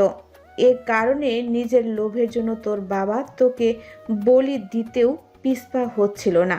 তো এই মানুষটার প্রতি তুই কিভাবে এত ভালোবাসা পোষণ করতে পারছিস পুতুল? যে মানুষটা পাপ করেছে, নিজ স্বার্থের আগে কখনো নিজ পরিবার সন্তানের কথা ভাবেনি, তার প্রতি এত ভালোবাসা কি করে জমা থাকে তোর বুকে? ভেবে দেখ পুতুল, নিজের বিবেক বুদ্ধি দিয়ে তুই একটু ভেবে দেখ। এই বলে সালমা বেগম কিছুক্ষণ চুপ করে রইলেন। এদিকে সাবিয়া মায়ের কথাগুলো শোনার পর একদম বাকরুদ্ধ হয়ে পড়ল। সে বিশ্বাস করতে পারছে না যে তার বাবা এতটা স্বার্থানুশেষী একজন মানুষ। সে ভাবতে পারছে না তার বাবা নিঃস্বার্থের জন্য তাকে বলি দিতে বলেছিল। সে অবাক হলো এই ভেবে যে এই মানুষটা তার বাবা, যে বাবা হাজারো পাপ জানা সত্ত্বেও সে সম্মান করেছে, ভালোবেসেছে, সেই মানুষটাই না কি না নিজ স্বার্থে তাকে ব্যবহার করেছে। সত্যি দুনিয়াটা অদ্ভুত, ভীষণ অদ্ভুত। খানিক বাদে সালমা বেগম পুনরায় বলল, এখন এসব জানার পরও যদি তুই ওই অমানুষটার জন্য তোর মনে ভালোবাসা থাকে, তাহলে আমার আর কিছু বলার থাকবে না। এরপরও যদি তুই রাগীবকে মারতে চাস, তাহলে সাথে আমাকেও মেরে ফেলিস, কারণ তোর বাবার খুনের পেছনে আমারও হাত আছে। আমিও তোর বাবাকে গুলি মেরেছিলাম। এই বলে সালমা বেগম তৎক্ষণাৎ সেই স্থান ত্যাগ করলেন। আপাতত এই তিক্ত সত্যতা স্বীকারোক্তি করে মেয়ের চোখে চোখ রাখতে পারতেন না তিনি। যতই হোক দিন শেষে তিনিও একজন খুনি। সাবিয়া নিজের বাকশক্তি যেন হারিয়ে বসেছে। একের পর এক ধাক্কার সম্মুখীন হতে হতে সে প্রতিক্রিয়াহীন হয়ে পড়েছে অনুভূতি শূন্য। কান্না করার শক্তিও হারিয়ে বসেছে সে। তার কানে বাজছে সালমা বেগমের বলা প্রতিটি কথা। সে বিশ্বাস করতে পারছে না এসব তিক্ত সত্য। সাবিয়া কিয়ৎক্ষণ একেধারে নিচের দিকে কম্বলের ওপর চেয়ে রইল। অতঃপর নিঃশব্দে প্রতিক্রিয়াহীন রূপে কম্বল গায়ে জড়িয়ে শুয়ে পড়ল। বুঝে ফেলল নিজের ফোলা চোখ জোড়া। মুহূর্তে হারিয়ে গেল অদৃশ্য অস্পর্শ এক রাজ্যে, যেখানে আবেগ অনুভূতি বলতে কিচ্ছু নেই, আছে শুধু শূন্যতা, নিরন্তর শূন্যতা। গ্ল্যাভিয়ারের আস্তানায় ঢুকে তারই বাবা সহ তার সকল সাথীকে নিজ হাতে গুলি করে মেরে ফেলেছিল রাগিব। এই কাজটা সে সম্পন্ন করেছে পরের দিন সকালেই। রাগিব গোপন সূত্রে খবর পেয়েছিল গ্ল্যাভিয়ার সাবিয়াকে এইসব ছবি পাঠায়। মূলত গ্ল্যাভিয়ারের লোকেরা ভিন্ন বেশে কয়েকদিন যাবত রাগিবের পিছু নিয়েছিল। রাগিবের যেখানে যেখানে যেত প্রায় প্রতি জায়গায় গ্ল্যাভিয়ারের এক নতুন সাথীর ভিন্ন বেশে রাগিবকে অনুসরণ করত। সেদিন কার্নিভাল ফেস্টিভ্যালেও এর ব্যতিক্রম হয়নি। এই কারণেই মূলত আফসার সাহেবকে গুলি করার দৃশ্যগুলো ক্যামেরাবন্দি করতে পেরেছিল গ্ল্যাভিয়ারের সেই লোক। গ্ল্যাভিয়ারের মতলব ছিল সিসিলিতে সাবিহা ও রাজীব সাহেবকে মেরে রাগিবকে দুর্বল করে তোলা এবং সুযোগ বুঝে মাফিয়া দলের ওপর নিজেদের কর্তৃত্ব স্থাপন করা। কিন্তু যখন সে এই প্ল্যানে ব্যর্থ হলো, তখন সে ছবিগুলো ব্যবহার করে সাবিয়াকে পথ ভুলিয়ে রাগিবের ক্ষতি করতে চাইছিল। তার মতলব ছিল সাবিয়ার মাধ্যমে রাগিবকে দুর্বল করে তোলা বা মেরে ফেলা। কিন্তু রাগিবের কিছু হওয়ার পূর্বেই গ্ল্যাভিয়েলের প্রাণ হারালো স্বয়ং রাগিবের হাতে। অতঃপর গ্ল্যাভিয়েলকে মেরে এত বছরের শত্রুতা ইতি টানল রাগিব। কেটে গিয়েছে প্রায় 1 মাস। এই 1 মাসে বদলেছে অনেক কিছুই। সুস্থ স্বাভাবিক সাবিয়া হয়ে উঠেছে অসুস্থ। গত 1 মাস যাবৎ সে পিডিএসডি নামক মানসিক রোগে আক্রান্ত হয়ে আছে। বাবার মৃত্যু, আড়ালে লুকিয়ে থাকা সত্য, সব মিলিয়ে সাবিয়া মানসিক অবস্থার অবনতি ঘটেছে। আর এই অবনতির প্রধান ধাপ শুরু হয়েছে যখন সে তার বাবার মৃত্যুর খবর শুনতে পায়। তখন অবস্থা তুলনামূলক কিছুটা ভালো হলেও পরবর্তীতে এর অবস্থা আরো খারাপ হয়। এই মানসিক অবস্থার কারণে সাবিয়া প্রায়শই রাতে দুঃস্বপ্ন দেখত। কখনো সে তার বাবাকে নিজ হাতে মেরে ফেলেছে, কখনো মেরে ফেলেছে রাগিবকে, আবার কখনো দেখতো তার বাবা তাকে মারতে এসেছে, কখনো দেখতো রামিসা তাকে মারতে এসেছে। এইসব দুঃস্বপ্নের কারণে তার অবস্থা দিনে দিনে আরো খারাপ হতে থাকে। তার এই অবস্থার জন্য শুরুতে রাগিব ডাক্তারের শরণাপন্ন হয়েছিল, কিন্তু সাবিয়া উন্মাদের ন্যায় আচরণ করে নিজেকে ডাক্তারের কাছ থেকে দূরে রেখেছে। পরবর্তীতে সাবিয়ার অবস্থা যখন আরো খারাপ হতে থাকে, তখন রাগিব এক প্রকার জোর করেই সাবিয়াকে ডাক্তারের শরণাপন্ন করেছিল। এরপর থেকে সাবিয়া মানসিক অবস্থার জন্য নানান রকম ওষুধ চালাতে থাকে। চলতে থাকে কিছু থেরাপি, কিন্তু এসব ওষুধ ও থেরাপিতেও যেন ঠিক কাজ করতে পারছিল না। এর কারণ হিসেবে ডাক্তাররা বলেছে মূলত সাবিয়া নিজ থেকে সুস্থ হতে চাইছে না। সে যেন ইচ্ছা করেই নিজেকে আরো অসুস্থতার দিকে ঠেলে দিচ্ছে। এর মাঝে অবশ্য সাবিয়া বেশ কবার নানাভাবে আত্মহত্যা করা বা নিজের ক্ষতি করারও চেষ্টা করেছে, কিন্তু প্রতিবার নানা অছিলায় সে বেঁচেও গিয়েছে।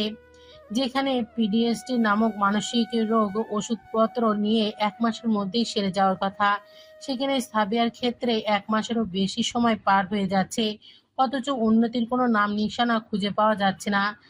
সাবিয়ার এই অবস্থা দেখে মরণপ্রায় অবস্থা সালমা বেগমের। তিনি প্রায় প্রতিদিনই রুমের মাঝে একা একাই বিলাপ জুড়ে বসেন। কখনো কখনো সাবিয়ার রুমে গিয়ে সাবিয়ার সামনেই এই কাজ করেন। তখন সাবিয়া চুপচাপ বসে তা দেখে। উসু খুসু চুল, কালি পড়া চোখে গর্ত, রুক্ষ সূক্ষ্ম ত্বক ও ঠোঁট, এই নিয়ে ব্যালকনিতে বসে আছে সাবিহা। তার চাহনিতে অদ্ভুত শূন্যতা, এক আকাশ পরিমাণ শূন্যতা, আবেগহীন হৃদয়ে একরাশে খালি জায়গা, যেখানে ধুধু মরুভূমির ন্যায় আছে শুধু বালু। রাগিব নীরবে এসে সাবিহার পাশে বসলো। সাবিহা তাকে না দেখেই ধীর স্বরে বলল, এসেছো রাগিব? রাগিব ছোট্ট করে জবাব দিল। হ্যাঁ। সাবিয়া আর কথা বাড়ালো না, আলতো করে তার মাথাটা রাগিবের কাঁধে রাখলো। নিষ্প্রাণ কণ্ঠে ভেঙে ভেঙে বলল, আমি তোমাকে ভালোবাসতে পারিনি রাগিব, মাফ করে দিও আমায়। সাবিয়ার এই শূন্যতা ঘেরা কথায় বুক চিরে কান্না বেরিয়ে এলো রাগিবের। মুহূর্তে নিঃশব্দে কেঁদে উঠল সে। বুকে পাথর চেপে কোনো মতে কান্নার শব্দ আটকে রেখে আলতো করে সাবিয়ার হাতটা নিজের হাতের মুঠোয় নিল। অতঃপর শান্ত ও ধীর স্বরে ভালোবাসা মিশিয়ে বলল, কিন্তু আমি তোমাকে ভালোবাসতে পেরেছি স্নিগ্ধময়ী, আর আমার এই ভালোবাসা আমৃত্যু বহাল থাকবে। আমার ভালোবাসার কমতে কখনো দেখতে পাবে না তুমি। তোমার ভালোবাসায় শুরু হতে আজ পর্যন্ত আমার হৃদয় মোহগ্রস্ত, প্রমত্ত। তোমায় ভালোবাসি স্নিগ্ধময়ী, ভালোবাসি। সমাপ্ত।